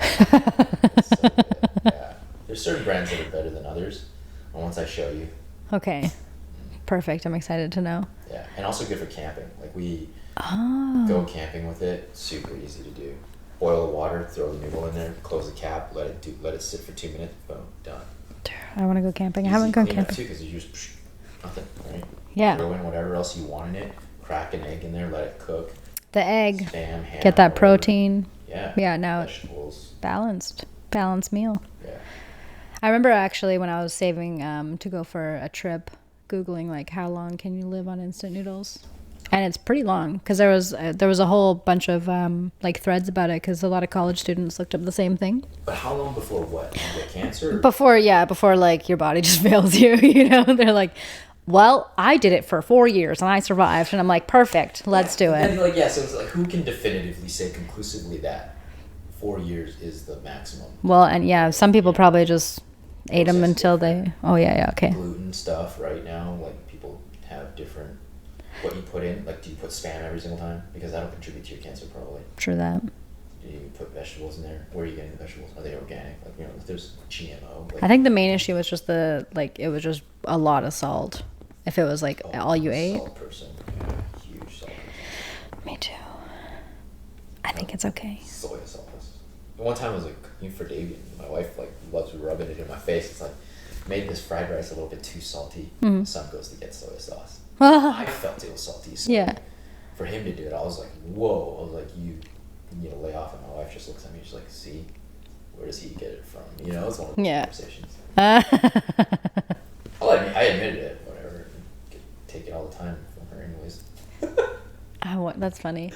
Did you, I wonder how, like, what mothers eat during pregnancy affects the baby. Because for me, my mom, like, so when my mom was pregnant with my brother, she ate lots and lots of Haagen-Dazs ice cream, just like tons of ice cream. She ate all the sugar that she desired. And my brother doesn't have a sweet tooth, like, whatsoever. I think he, like, got as much as he needed in the womb, and so he doesn't crave it. And then with me, my mom ate lots of spicy things. She ate, like, what did she say she ate with me? And she also was, like, watching her diet. She wasn't eating, she didn't let herself have any of those sweet things. So it was all spicy. And so the day that she goes into labor, she's going to go to the hospital, and my grandma comes over to pick her up to drive her to the hospital. And she's like, what are you doing? And my mom's cooking potatoes and just, like, covering them in hot sauce. And she's like, we got to go. Like, you're going to have this baby. And my mom's like, they're not going to feed me at the hospital. Wow. And so she just burnt me in the womb until the very end. And so I couldn't handle spice at all. I mean, yeah, for the longest time. Childs don't do it. Yeah, no spice. My kids, if anything, my wife is from the place in China where spicy. So spicy. Where's that? For China. Yeah. Chengdu, Sichuan. Oh. So Sichuan restaurants or whatever you call them, right? It's like. Yeah, we say Szechuan as white people. All spicy, for spicy. How do you say it? Sichuan? Sichuan. Okay. Yeah. Sichuan, which is like Sichuan. 4 towns, kind of like. I think my wife was like, no, that's not what that means. But I like the green beans that they do that way. yeah. Those are good. I know what you're talking about. Yeah. You ever go to China, man? Oh man, that place is, amazing. Where my wife is from, like how you determine a good meal is the variety of colors on the table. Oh, I like that. So like the plate has green, we got orange, we got this, we got red, we got everything. It's beautiful. Yo, that's my kind of meal. And I like how like Chinese families do it when they go out to eat, and they'll all order like a bunch of different stuff and then share everything. I'm like, this is the way to do it. You get to try everything. Absolutely. Go out to eat, order just one thing, and then that's all you get to try, and you're looking around at everybody else's food. Like, yeah. Right. I try to get everyone to do it Chinese style every time I go out. Yeah. Yeah, it's like eating at an Italian restaurant, right? You're like, oh, red or white sauce. Yeah, what? You get the white, and you're like, oh, I want the red. You're like, give me some of that. Every time I go out with Sean now, I'm like, okay, so I'm like, you pick a couple things, I'll pick a couple things, and then whatever 2 things we both want, we'll get both of them, and then we'll share. Yeah. And then maybe we'll get a third option just so that we have, lots of variety. Yeah. That's the way to do it. Having kids, it's like, you gotta choose one for him. Oh, yes. Like this, and then, split it.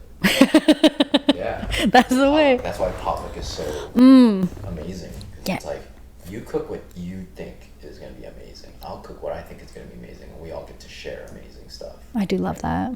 Yeah. Yeah, I would like more potlucks in my life. More camping, more potlucks, more mindfulness. How far into 2023 are we? What's it? We are... What the heck is it? April 12th. So like a third? Third. Okay, we got 2/3 left for all those things. Great. Looking forward to that. Going back to the scheduling and the mindfulness and like balancing all your priorities and stuff. I remember reading the 7 Habits of Highly Effective People. Have you read that book? Stephen Covey. Yeah. Never read it, but I've heard a lot about it. Yeah, he talks about like when you're making your weekly plan and how to make sure that you have room for everything, like categorizing or breaking it down to like 4 categories. So you have like your mental well-being, your domains of wellness. Yeah, wellness, right? So you have, what does he say? I think he said 4. So it was like mental, what was it? Physical, social, and spiritual. I put 5 fingers up, but ignore the thumb. So he suggests, like, at first, just before you start planning your weeks, just write down what you're actually doing, and then at the end of the week, review it and like see, is it balanced or is it really imbalanced? Are you doing like 5 days that are full of your physical wellness and you only have like maybe one day of something social, or like, are you fully neglecting your spiritual wellness, or, you know, and then once you can see that, then you can start to actually design your week so that you have more balance in those things. And I did that for a while and I found it to be really beneficial, because which one out of those 4 things would you neglect the most, do you think? Out of those 4 things, sorry, physical, Mental. Yeah, so mental is like social, and what? spiritual. Spiritual. Which ones do I neglect the most? You got the spiritual part down, I'm pretty sure. So Yeah, like I mean, I'm so you got it all. so present, really. You know, like I feel like I'm balancing each and every one of those things on a knife edge at all times. And actually, to go beyond the 4, it's actually 7. Okay, what else we got? So, physical, easiest understood because it's the most surface level thing. It's what we see. Mental, you said that. Emotional, relational, social, spiritual, and then 2 that are external of us, which is environmental and vocational. What's vocational mean? Vocational would be like your purpose, so what you're doing, what's your calling, what is your thing that you do. So Alex is a tattoo artist. You are a We're figuring out still. podcast creator. You're a creator. Everybody's a creator. So, you know, if that's your calling purpose. Environmental would be like, you know, social environments that you're a part of. Like my church family, my BJJ family, my friends, people that I dip with, my family even. That's also kind of partly relational, but it's external of ourselves. And so in all 7 of those areas, which one am I neglecting the most? I find that I neglect the environmental parts the most. If I had to choose, I really don't feel like I'm neglecting any of the other areas as much as I am the environmental, because sometimes I just like, I'm focusing on all these other areas that this is the, like if I had to prioritize it, it'd probably be the least priority. But if you got 6 out of 7 going really, really well, then that's probably not a big deal at all. Right. It'll kind of naturally just... Right, and how much does that tie into the relationship thing too? Right? Yeah, exactly. I'm friends with Alex, we talk, chat, you know, I tell the fathers every week. You know, it's like, it's all balanced for me, so it's like, yeah, it'd be a hard question to answer. Yeah. No, that's probably the best answer, though. You're like, it's actually great. Yeah. We're balanced over here. And even just understanding that there's 7 and knowing where you are in the 7, that's already beyond the surface level. It's to a depth that nobody really takes it. So you can imagine if you only focus on 2 levels, 2 areas, these are all unanswered questions. The other 5, like how present can you really be? Yeah, yikes. There's all the stuff that you don't know what's going on that you're missing. Right. It's a lot. And, Yeah. You know, I want to encourage you. Is like, you know, it's a journey that had to. I only started figuring it out when I was 34. Yeah, how old are you now? I'm 37 now. Okay, yeah. I was going to ask you earlier, and then I forgot to Even ask. my faith, my faith is something that I am still grasping with today. You know, it's not a race. It's a marathon. You know, we're figuring it out on the way, and you're in the process of figuring that out. You might discover later on that this podcast stuff is not fulfilling for you. You've only just started too, you know, and so, but that's going to contribute. Like, I thought that, because when I started my entrepreneurial journey, I was like, I stopped doing carpentry because I saw the life my boss was living, and I saw the life that he was leading, and I was like, I don't want to be like that. I don't want to create a business like this. That's a big one. And I took action. Yeah. I want to do it. So I had to quit. I'm going to quit. I'm going to take action now. So many people would be like, oh, this is good money. Oh, this is stability for my family. I need to pay for this. I need to pay for that. Started a digital marketing agency, and you know, doing SEO and lead generation and all this, you know, paid ads stuff. And I was like, oh, the internet's not going to go away. I'm good with technology, right? Like, you saw me, you're just like fidgeting with stuff. Yeah. Trying to figure out stuff for other people. And I got to a point of, this isn't fulfilling for me. I hated this work. I dreaded it. And I knew that it wasn't it. You know, and then that opened up new questions and new things that needed answering. And so in that discovery, those 6 years, 7 years, it was super not present, because you're like, all these unanswered questions. When's the next client gonna come? Like, what am I not doing enough of? You know, all this stuff. Like, and there was certainly a lot of areas that I was neglecting. family. I was not even taking care of them. Like I was just devoting to the business. The balance was just off. Mm-hmm. And then you just can't be present. You just can't be present in that place. Yeah. Dang. Okay. And so like it's been quite a few years for you to go from being a carpenter to you had a whole other situation, a whole other job, and then it's been like a slow kind of progression into the coaching or in the group, and then the podcast, and now you have your oh yeah, what's that like your recent reel that got like it's how many like millions of views now? Yeah, so this morning, I can't not check it. Just of course, yeah. On my phone, pretty much. It's like 2.8 million views. Sheesh.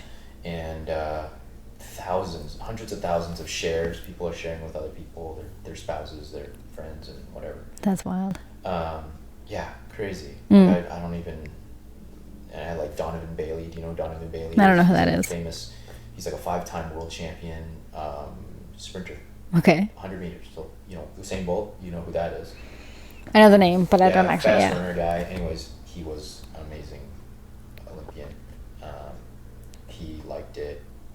And then just yesterday, somebody brought to my attention that Chris Brown, the Chris Brown rapper, singer, whatever guy, posted my story on his thing. And he has like 137 million followers on Instagram. Yikes. And it's just been blown up.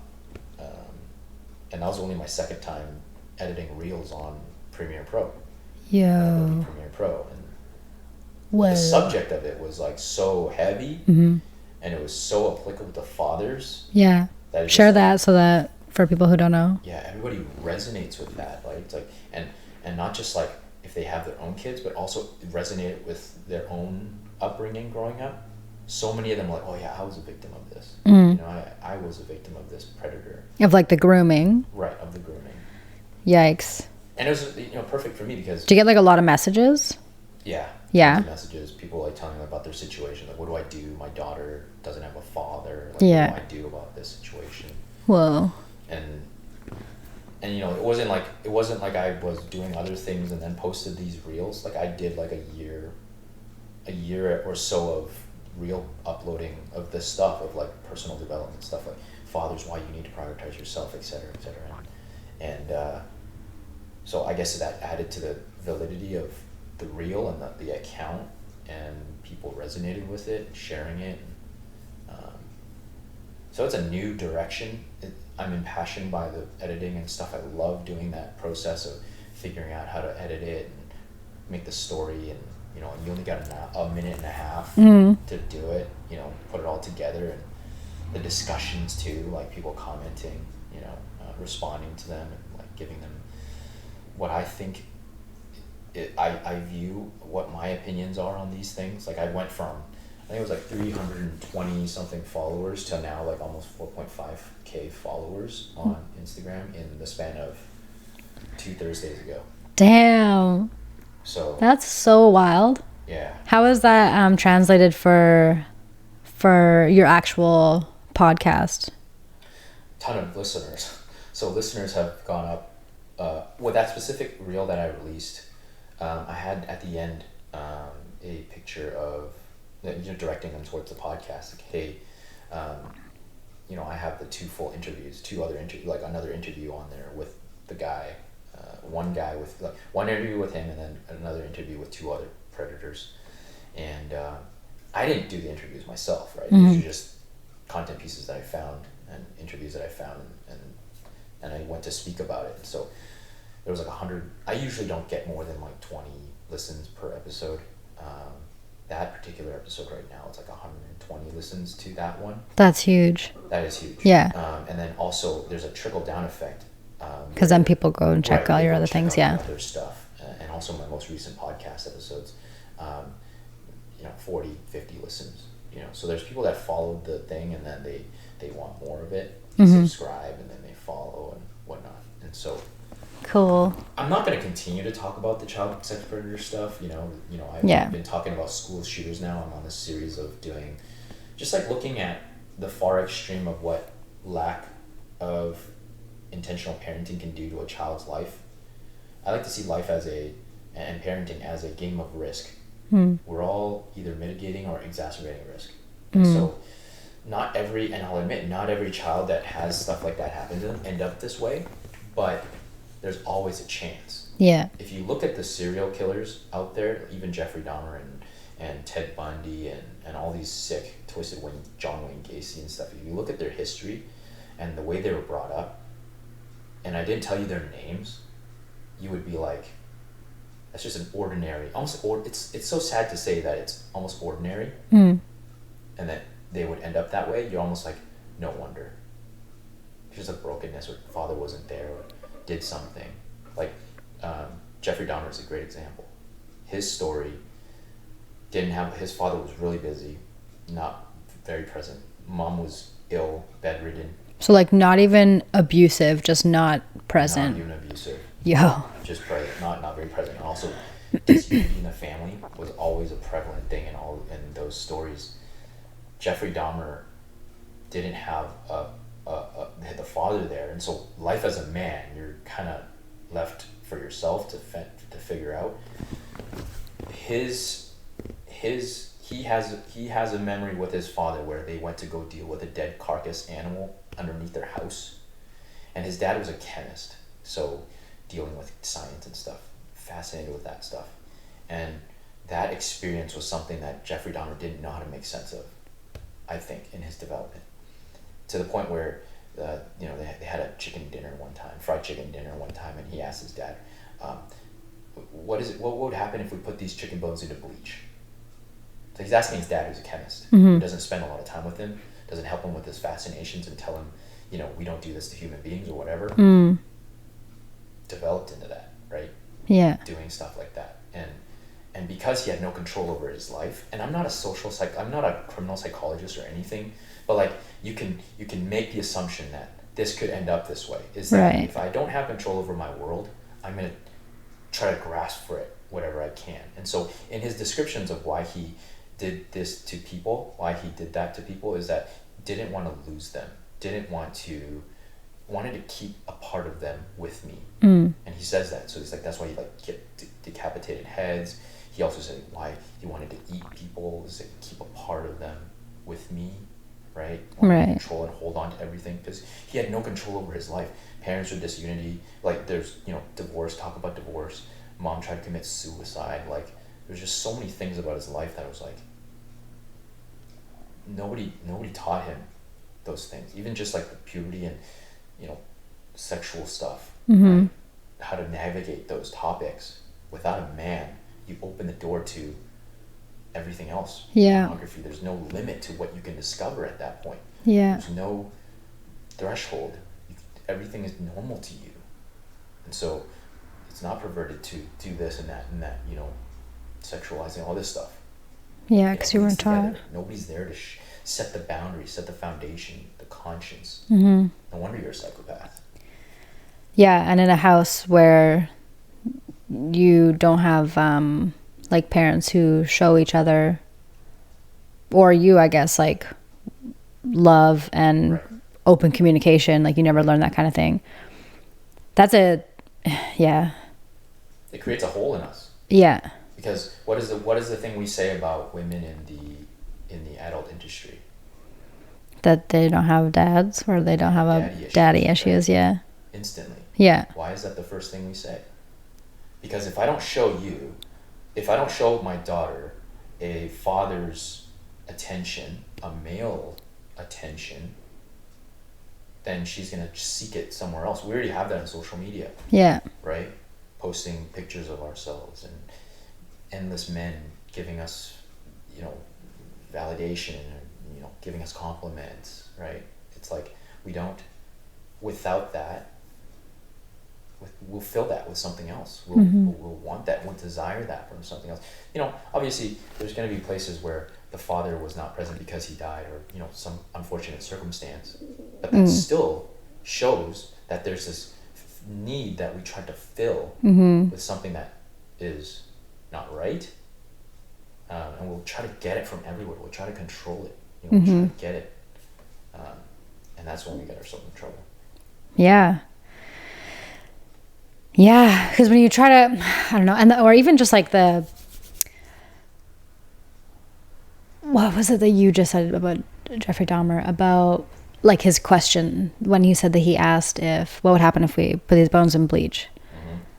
I wonder how many more questions he had as like a young boy that he just either didn't have the opportunity to ask or asked but didn't get an answer to. Like kids are so inquisitive. They're constantly asking questions, like constantly. Right.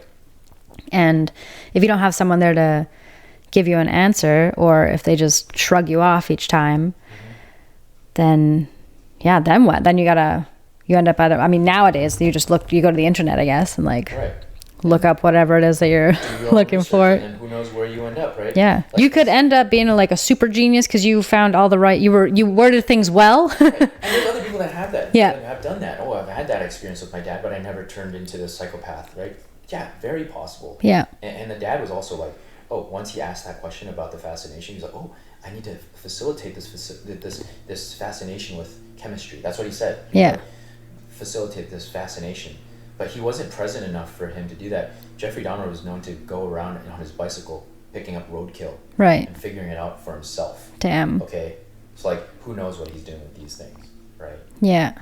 And they never knew until later on whenever he told them. So there's this disconnect. They don't even know what their son is into, what he's doing with all these things. Mm-hmm. And eventually that just bled into doing that to human beings because there's no value. You don't have a conscience. You don't know what's right, what's wrong. There's no, to you, life has no limits to what you can possibly discover. Yeah, and if we're you also at a point right now in civilization where, what's the thing? It was like, at any point we can access pornography where it's like you're seeing more naked women than anybody in history has ever seen in their lifetime. Sheesh. So there's no limit.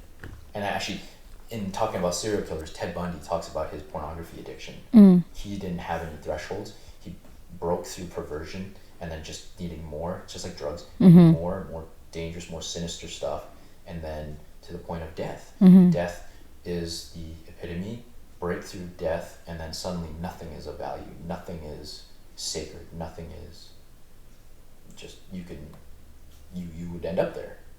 There's no limit. You just open yourself to full-on interpretation of whatever the heart desires. Yeah, and it's frightening that like so many kids have access to that if they want. You know, like kids go to school with cell phones or tablets or computers or whatever, and like you can see pretty graphic stuff like on regular kind of websites. So if kids who like haven't had any sort of relationship or like romantic experience whatsoever, let alone an actual sexual experience, if they're exposed to hours and hours and hours of graphic pornography before they ever have like a romantic connection with a person, it's wild times.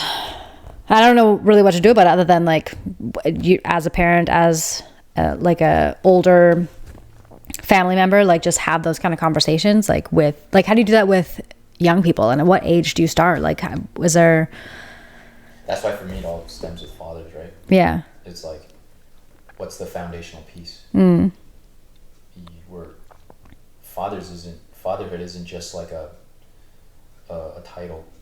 It's a responsibility. It's a huge responsibility. This is setting off generational impact. It's everything. So,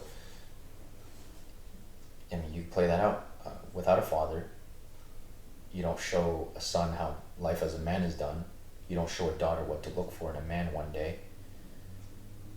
You open the door to interpretation. Even that in itself is a scary notion.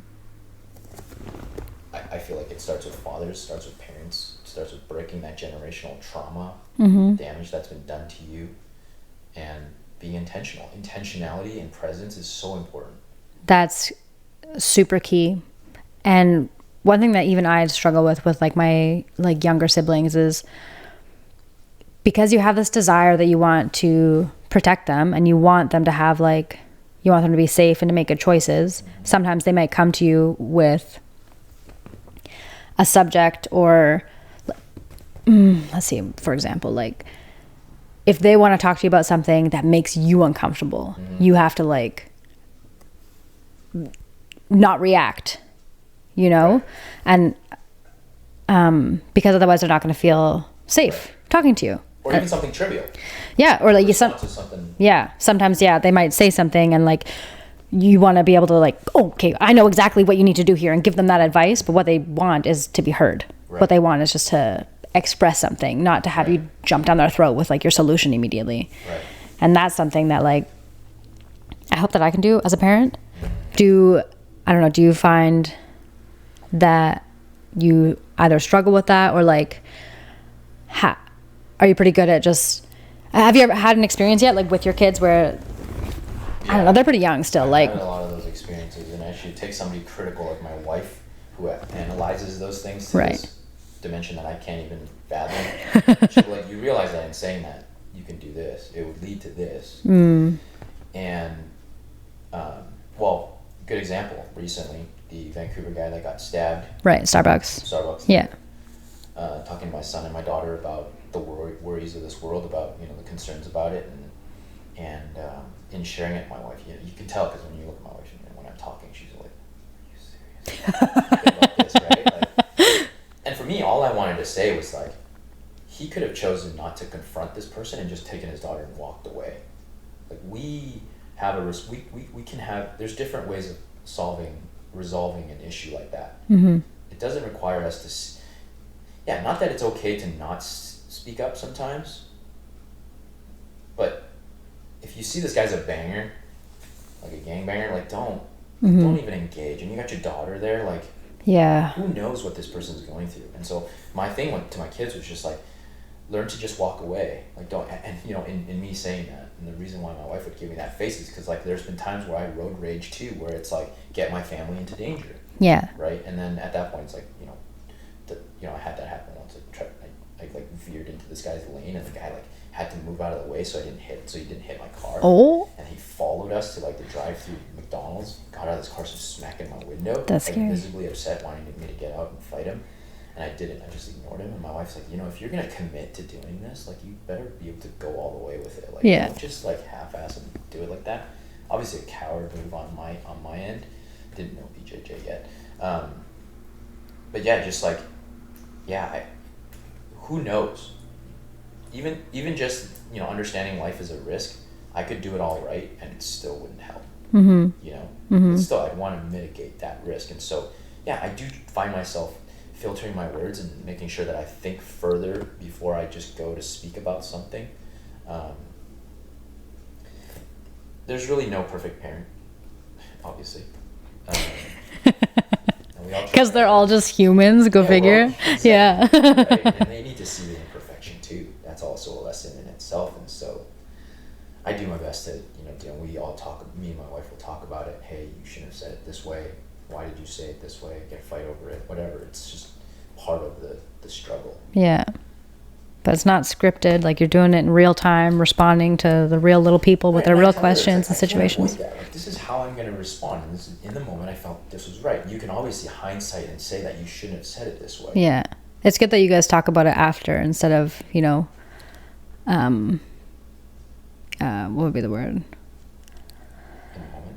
Like undermining one another. Yeah, in the moment. Like, oh, no, don't listen to your father, blah, blah, blah. What he actually means is this or that kind of thing. Right. That doesn't happen. Yeah. I mean, even just the challenge of the face. yeah, like you're like person, okay. Like I can sense it. Like I sensed it on my parents growing up. I can sense when my mom was angry at my dad. Right? I could feel that tension.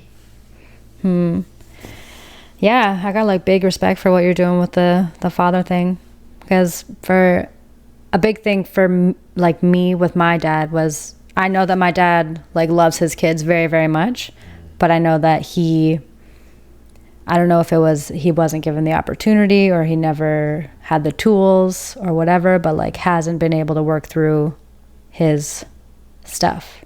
So like very emotional person and just very volatile. And like he would say to me, he'll always say like, I'm your dad, I love you, like you can talk to me about anything. But the truth of the matter is that if I say something that like triggers him, like he'll he'll go off, right? And I'm like, okay, well, you learn as a kid, you're like, okay, well, that's not safe. So then you learn to not say those things, right? And so, and I'm like 30 years old and like I struggle to have a conversation with my dad because I'm like always, like, well, I got to say the right thing. Like, well, don't say, and so it's so important, like the impact that you can have as a father, like just through conversation and presence with your kid is so huge. So that's very cool that you're doing that. Yeah, when we're talking about the threshold, right? Like when things are unresolved, you just do that easily, and that's why self-care is so important. And society doesn't prioritize that for us men.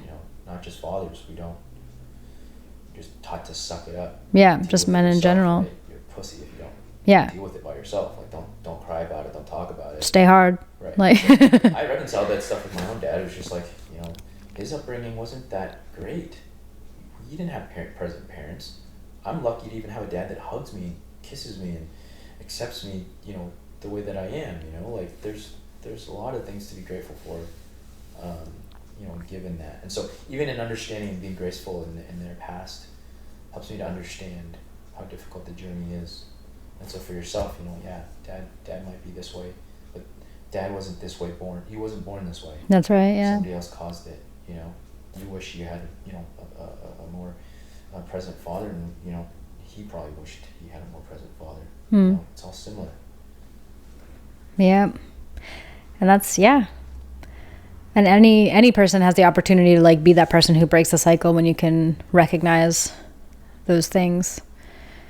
But it's tricky because even when we have like the awareness of, okay, so my dad had this experience and that contributed to him being this way, and I recognize that in him, so I don't want to be that way, but I can still see myself, having that kind of reactive manner, or like letting, just with like my little sisters, when they'll say something and I like feel myself being judgmental because I'm like, that's a bad decision, or like I'm like, you can't show that because I want them to talk to me. So, but we're learning. I'm only 30, okay, so I got time. You're good, yeah. Like when I was 30, goodness, my son was only 2. Okay. Was it? No, he wasn't even born yet. So I mean, you're still figuring it out. I hadn't even begun my entrepreneurial journey yet. Oh, this is great news. You got a head start, if you Perfect. This is what you want to do and it seems like you're passionate about it. But keep going. You're, getting married soon and lots of stuff in store. Yeah, and the parenting part starts. That's gonna be sweet. From other people, like and adapting and applying those things. Like I wish I had that. But the journey had to unfold that way, So there's grace to be had. Cool. What time is it? You know how to read a clock? Almost 2. All right. It's 1:51. The recording says 2 hours. That's good, huh? How you feeling? I'm feeling good. You got more things to say? I was thinking in the back of my head, I was like, if you don't tell me when to stop, this could go forever. I know. I was like, when are your kids coming home from school? My conversations just go, it's just a conversation. Yeah. I didn't feel any pressure. There's nothing, being very present. It's just like, hey, I'm really enjoying this time. Like, I don't have, I could go forever. Cool. But it's your podcast, so you don't want to have too much stuff on there either, right? Yeah. No, I mean, it could go both ways. Like, it always kind of gets to a point where it's like, okay, so we could either like start to wrap it up, or it could just like snowball and, take it on a whole other, keep building the momentum. Well, I don't know what happened. That's a good practice right now. Is just to sit and ask yourself, what still needs to be said on this podcast? Is there anything that you still feel like is sticking out, that was unaddressed, that needs to be talked about? And then if there isn't anything, be okay with it. We can have another conversation if it needs to be. We can. All right. Well. Before I get famous, I'm just Yeah. Before you're too busy for me. Oh yeah, you got Chris Brown now, Mr. 2.8 million. Yeah, he's so proud of you. He just is always talking about it. Yeah, it's cool. That's good. It's good to have those people. Community is so essential. Another thing that I learned from somebody on the podcast, this is the best part about the podcast, is that I just get to learn from people by them just sharing their experience. But another girl who's the one that I was talking about, who was like, oh, her life is just like so exciting and great, but she's just doing so many things, like an infinite amount of creative projects all the time. I'm like, how are you always doing something, and something different too? She'll be like painting and then singing and then dancing and then sewing and like making things and then having her own like coaching course, and then just, it's like constantly, I'm like, I don't understand, when do you sleep, what are you doing? Right. Doing shows, but it's all, and then one of the things that she said is it's all about collaboration. Like as an artist, I'm always thinking like, okay, so I'm going to create something. I'm going to go in my room and paint by myself and just be alone. And like, that's how I'm going to create something amazing. And, but then how do you expose it to anybody? It's really all about collaboration and like people coming together and working together to create something. So like with a podcast, each time that I have a different person on here, now I'm exposed to their network and everything that they know and have to offer. Mm-hmm. I like the thing that Alex said actually too about when he was tattooing people. He was like, people are going to think that my brain is empty. I ask so many questions. I was like, nice. That is great. You know, like just draw as much as you can out of everybody that you meet. Right. And, but what I was going to say, that was just another little tangent. Did Alex introduce you to jiu-jitsu, or how did you get into jiu-jitsu? He introduced me to jiu-jitsu. Okay. He was already doing it, and then he was like, oh, told me about his experience about Jules' first grading and how amazing it was. Kids usually aren't allowed to stay around, but he stuck around and enjoyed himself, and both got stripes, and I was like, I think I really need to get into it. Mm-hmm. So. And what do you gain from it? What's the value in jiu-jitsu for you? Because life is not so surface for me, it's like, if ever I find something that can touch on multiple developments of those areas of me, jiu-jitsu is one of those things. It's like physical, the emotional, you can't not be present, right? The mental, and you can call it a spiritual thing too. And also, you know, the relational bit, right? That's the environmental too. That's already 6 things that BJJ touches. Damn. It's not vocational. For you, it's vocational. You got all 7 of those things. I already forgot what vocational means. Like work passion. Right. Okay. Vocation is something that you're doing to serve others. Yeah. So you're doing it. You're coaching. Yeah. You're coaching in it.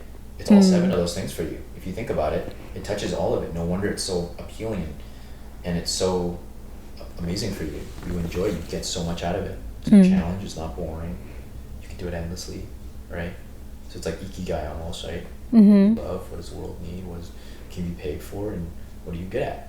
Yeah. See, jiu-jitsu is something that in like the long term may be the thing, but it's not like, can't be a career when you're a blue belt, you know what I'm saying? Like, yeah, and you're discovering that stuff, right? And also, you know, life deals cards. Things are circumstantial, right? Play with it, see where it goes, where it takes you. It is fun. I do love it so much. You have to have the other person too, right? Yeah. It's like what you said about collaborating. Like, again, perceived value. This is what we both agree on. We need each other for this. We need to do this. Can't have a podcast just with yourself. It would just be a monologue. It'd be like a video diary that nobody else listens to. Right? Yeah. And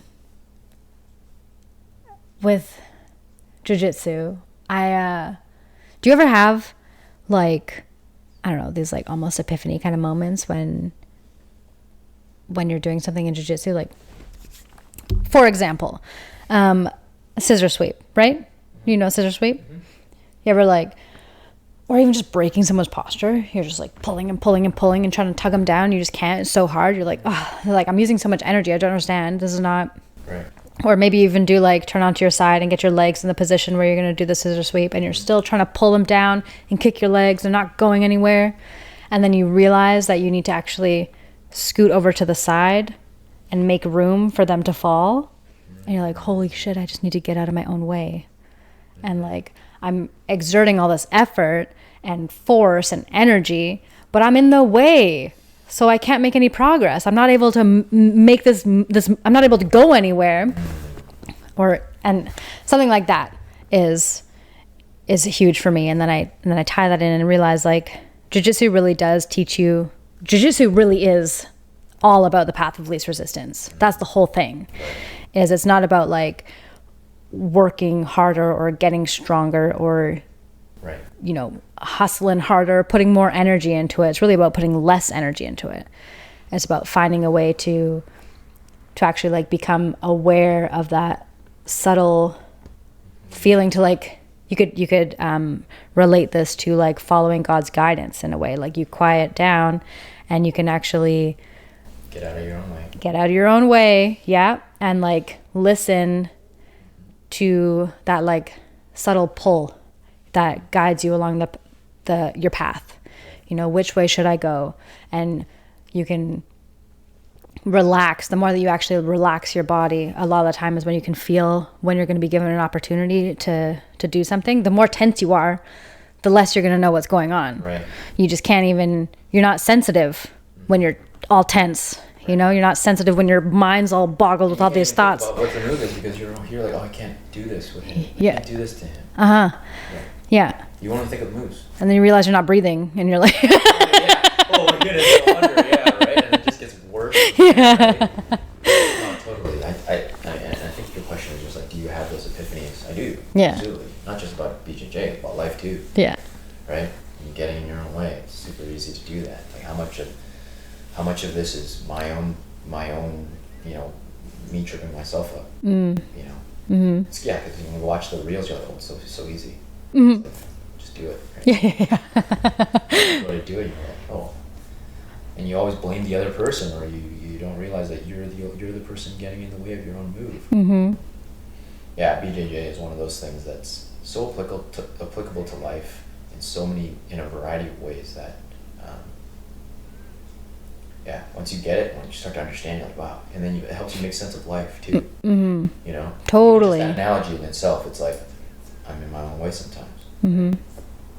Yeah. Yeah, I did like, when I learned that, I was like, holy moly. Or even, I remember one time, I decided, I'm like, okay, I'm going to practice this technique today. This is the move I want to do. I had a plan.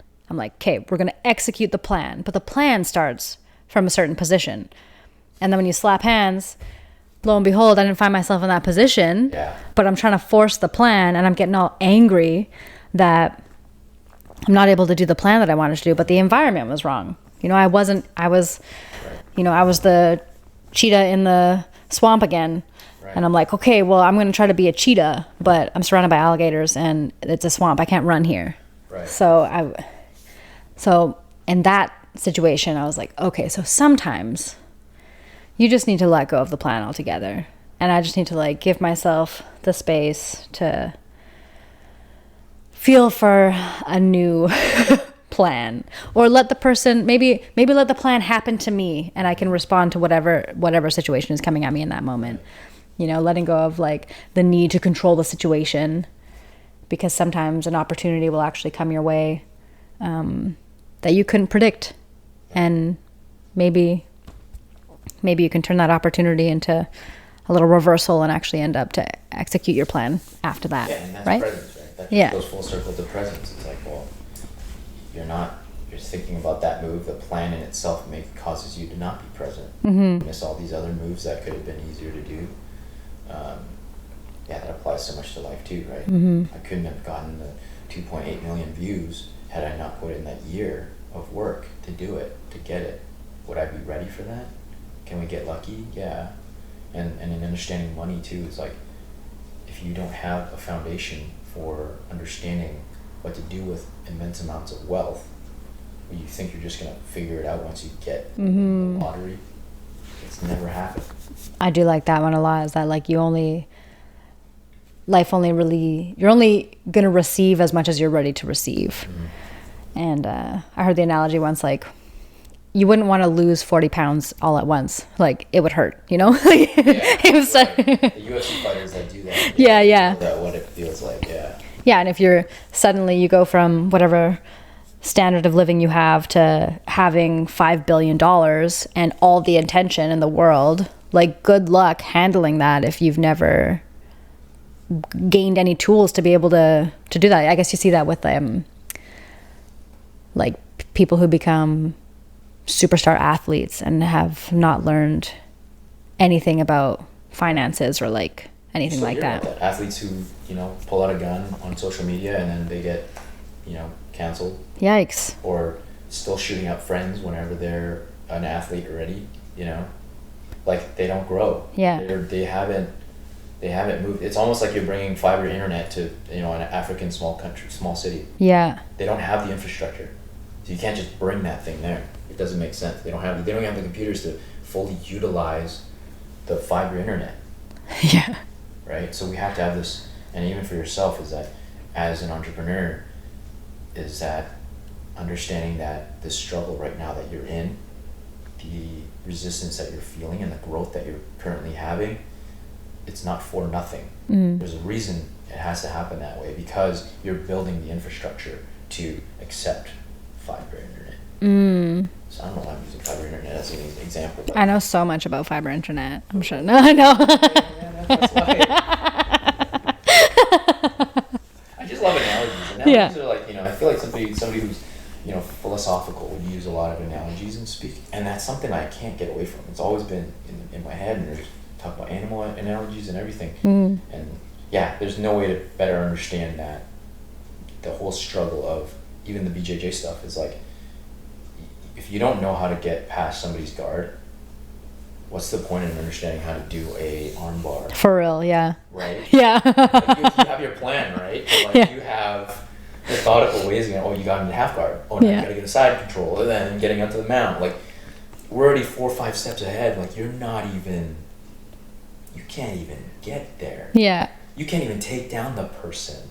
Like, that's my struggle. It's like, I don't even know how to take you down. Yeah, that's rough. Get to the position to do this to you, you know? Mm-hmm. Eventually we'll get it, but it just needs time. Mm-hmm. Getting the Brazilian Jiu-Jitsu is this interesting thing where I'm going to give you the third puzzle piece. You got the first puzzle piece. You don't get the second and whatever other pieces yet to get to the 7th piece. You're figuring those things that you're slowly getting time. Yeah. And I've read a book where it's talking about like how to fully get something is at least 10,000 hours doing. And in BJJ we say you have to do a move 10,000 times, 1,000 times. I think it's 1,000 times, but Right. 10,000 times is better, I'm sure. Even just the transitions to those from different pieces to the next is 1,000 times or 10,000 times. Marcus's 53 years of doing BJJ is like, can you imagine how many hours that is? So many. Oh, that man works like crazy too. Like, people will go, in Maple Ridge, that he teaches a class once a week there, and they're like, okay, so he's working once a week, but he teaches 3 classes, 3 days in Langley and 3 days in Vancouver. How many days a week is that? A lot. That's all the days. So you can imagine talking about somebody who's passionate about what they do. Yeah. Like, that's all the days of the week. Yeah. Yeah. But yeah, and also with that in mind, it's so crazy that people don't want to drill the moves. I'm like, yo, put your body through this motion over and over and over again. But even though, say, you learn how to do, a choke or an armbar or some sort of attack that requires you to get past the person's guard to be able to do the attack, before you learn to pass the guard, doesn't mean that those lessons aren't going to serve you, because once you learn to pass the guard, you're going to be able to implement your plan finally, that's laying the foundation again, Right. So it might be super uncomfortable every time you go to try to do jiu-jitsu, but you don't have the first or second puzzle piece. You're like, okay, well, I'm not able to do anything here, but you just keep doing it, pushing through the uncomfortable. You're still learning how to defend yourself in the process a little bit. Right. And then as you advance, a lot of things come together kind of all at once. And hopefully the podcast. I guess that's like with your podcast, like, you've been doing over a year now? Yeah, I think my last episode was the official year. Okay. So like 1 year being consistent, and then all at once, couple million views on one thing and thousands of followers and way more traction on your actual podcast. That's something that I also find really, what's the word for like when? I'm good at this. Okay, perfect. When I like have a lot more faith in something all of a sudden. Here's the context. Yeah.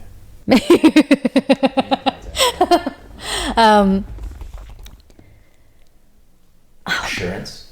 Okay, sure. Like I feel a lot more, would you say I feel a lot more assured that that is worthwhile, you know, because just because you're doing something and you don't necessarily see progress happening doesn't mean that progress isn't happening, because assurance or confidence. yes, because any day it could be you couldn't predict which reel was going to do that.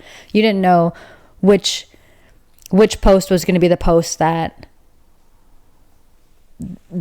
went viral, right?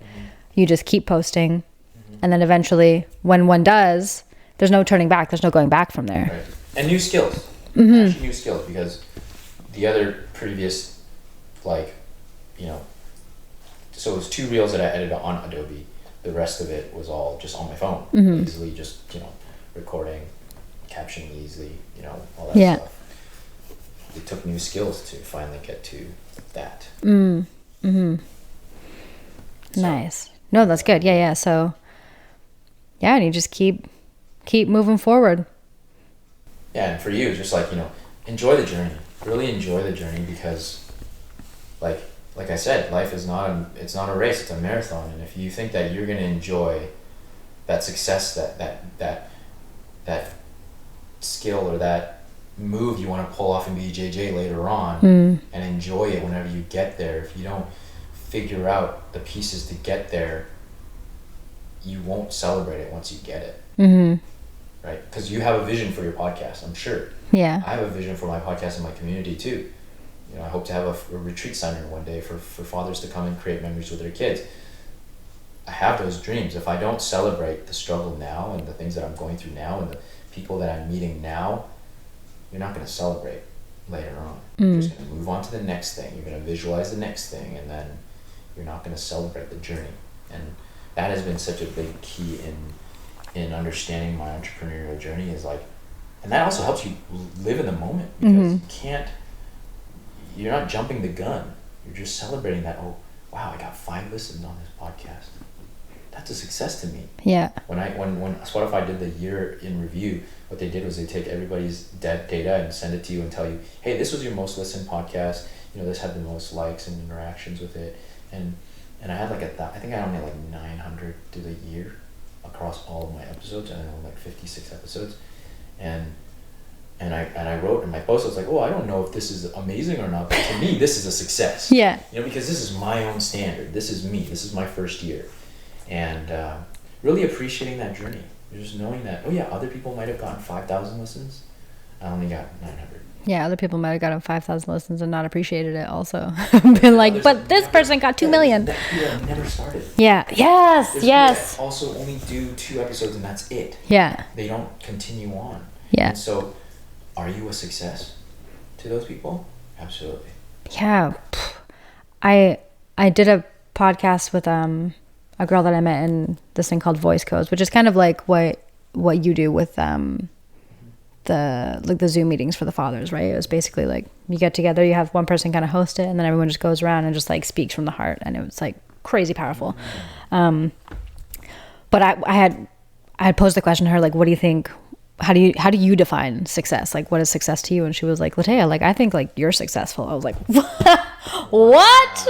Hilarious. Like, okay, sure. Because I don't know what I'm doing, but from her perception, she was like, whatever you're doing, that's success. And so, and even like, okay, there's a few things that just happened. So in positive psychology, they talk about, you know, all these kind of ways that you can increase your level of joy in your overall life, you know, reduce your suffering and enjoy your life more. So they talk about savoring, which is what you're saying, where you just celebrate those little wins, celebrate every bit, you know.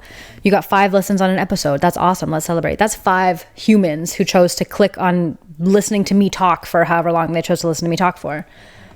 And yeah, that's something that takes practice to appreciate those little things. Like, and Sean's really actually good at this kind of thing. Like he'll post something on Instagram and he'll be like, I don't know, 50 people liked it. He's like, that's so many people. And like, I'll be like, fucking 50 people liked it. Like, ugh, you know, and I just always compare to like someone else who has way more credit or whatever. But then I just look at him, I'm like, oh, but when you think about it, like 50 people in a room, that's a lot of people. Yeah. Like if there was 50 people in the Maple Ridge gym, for instance, like that gym is full. Like we're taking turns rolling, you know? Yeah, absolutely. And like if I didn't have only 5 people and appreciating the 5 people, and I went straight to 2.8 million, there's no standard. There's always going to be a person with a faster car, a rarer car, a nicer house, a bigger house, a more expensive house, a bigger boat. Like there's no limit to that standard. We would always never measure up to somebody else's standard. And we adapt so quickly either way. You know, you get a brand new car, you're like, yes, this is my car, this is the best. For the first couple of weeks, you're like, look at my new car. You get into driving it. And then after a while, it's just your car.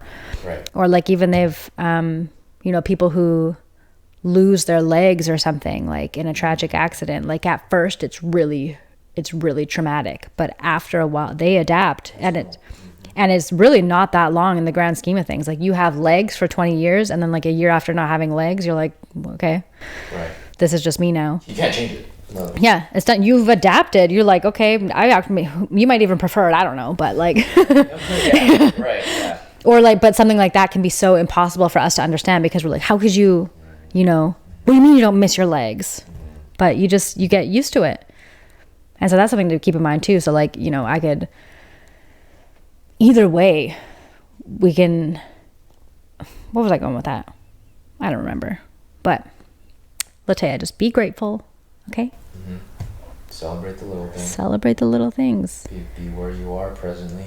There's a reason for it. It might not appear like it. You have no idea how it's going to be used to do that next thing. I was listening to the Bad Friends podcast, Bobby Lee and Andrew Santino, and Bobby Lee had said something. He was saying, he's like, when I look back, because he's like in his 50s now, and he's like, when I look back at my life, like my life has actually been like magic. Like the amount of experiences, all the experiences that he's had, he's like, I've had crazy experiences, like so much fun stuff happening in his life. And he's like, and I have been pretty much miserable through it all. So he's like an example of someone who's always been like wanting more and self-deprecating and thinking he doesn't deserve all the things that he has, but actually living a really awesome life. And so I can use that as an example. You can look at someone like that. I guess there's 2 ways of looking at it. Like, even if I'm not appreciating my life, I could still have a good life. But it would definitely be better if you can appreciate it now while it's happening. Yeah. Not just when you look back and be like, oh, it actually wasn't so bad. Right. So. Appreciate it. Yeah. And that's one of the things with perspective. It's like, recently people have been asking me, it's like, how are things going with you? And I can't help but say, I don't think I'm at a place now that I could come up with a negative answer for you.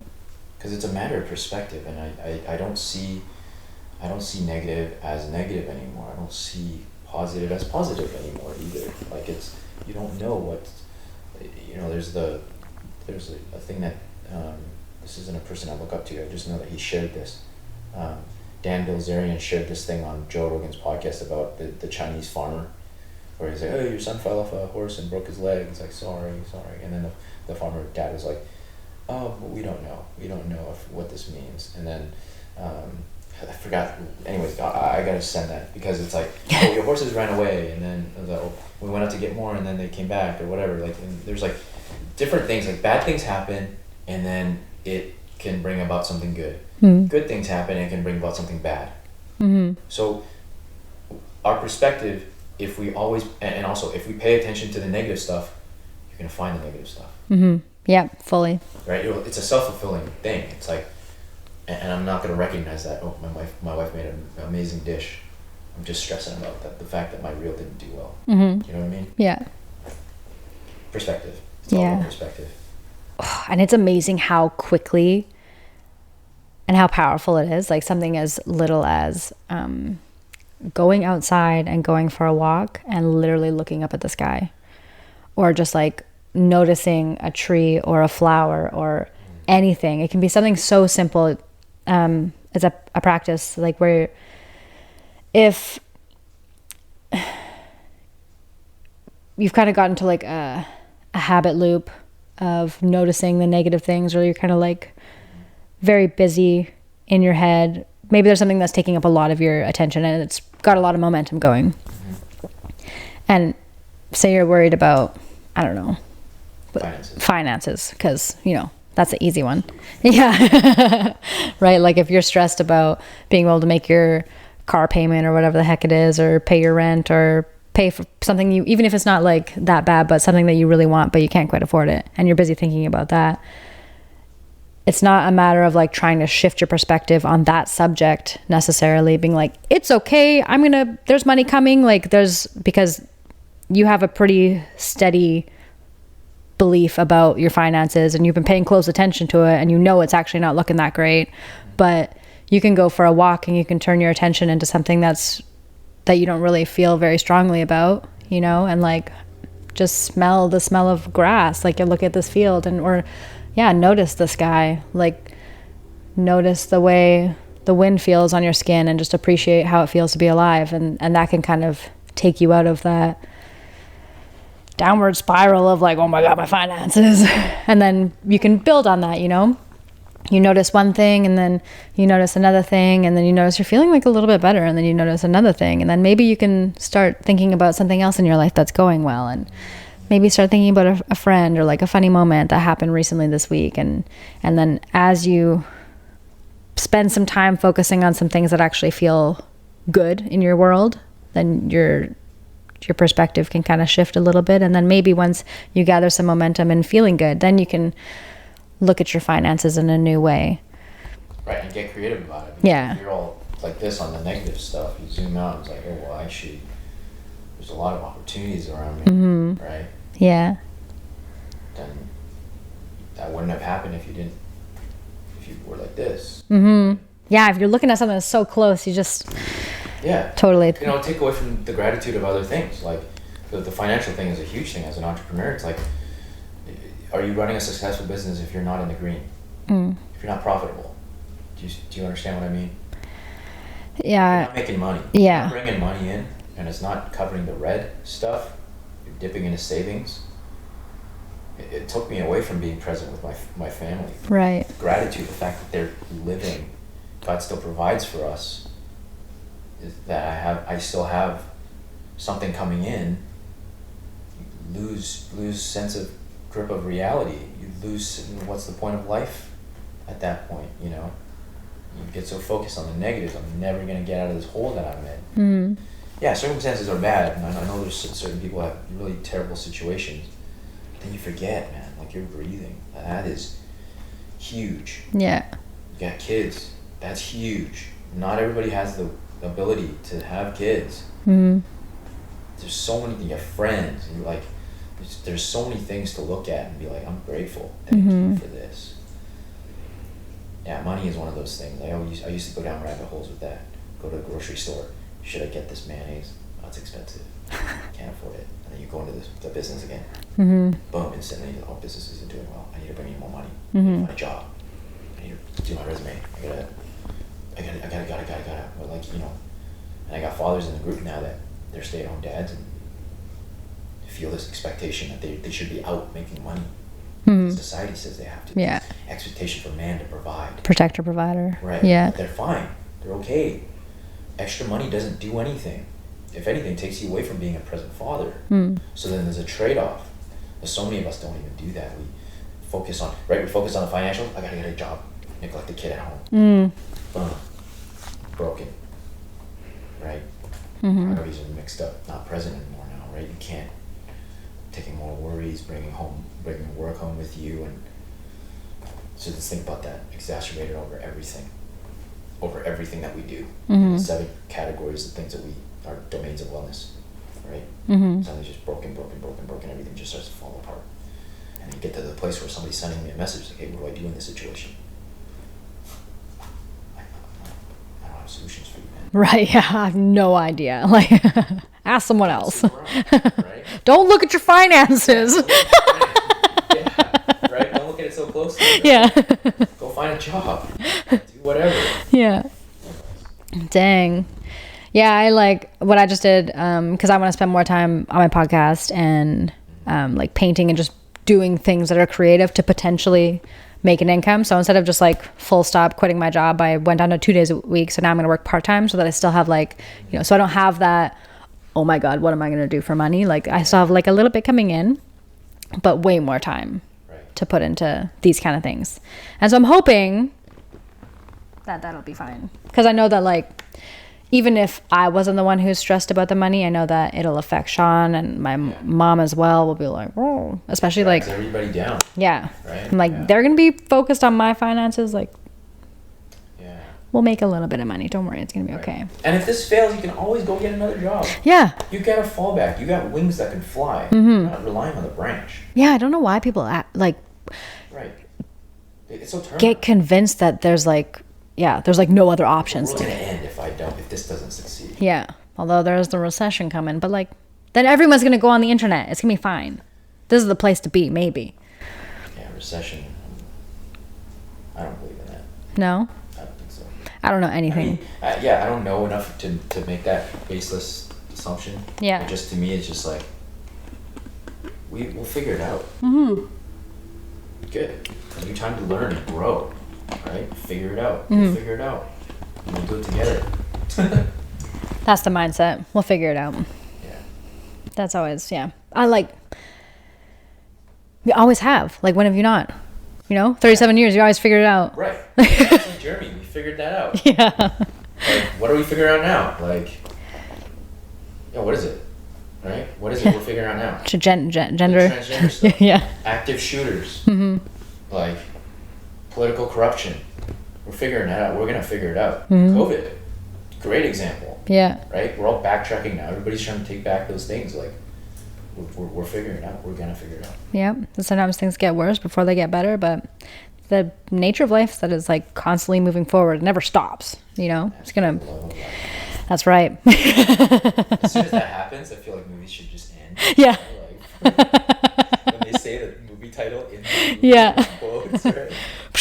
What's credits?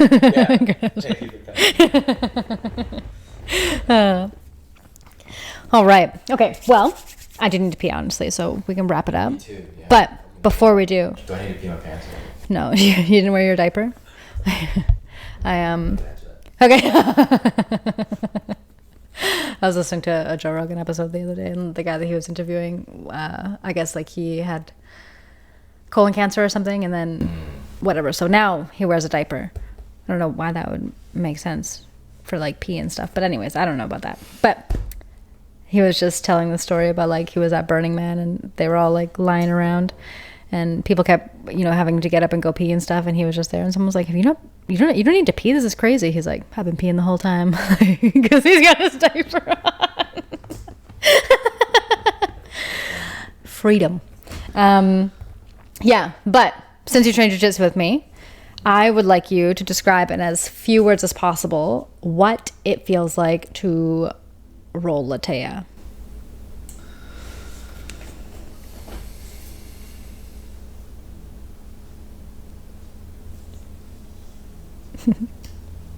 Humbling. Nice. You're the second person to say that. Yeah. Just humbling. Oh, the other word was tough. Right? Yeah. You should, like, you learn in that in BJJ, it's like, it's not, you don't know what you don't know. That's right. And even if you think you know, you don't know. Yep. And the longer you do it, the more you learn that. Right. You're like, finally, I got a plan. And then you go against someone who knows a little more than you. You're like, right. Yeah. My plan doesn't matter. You must, like,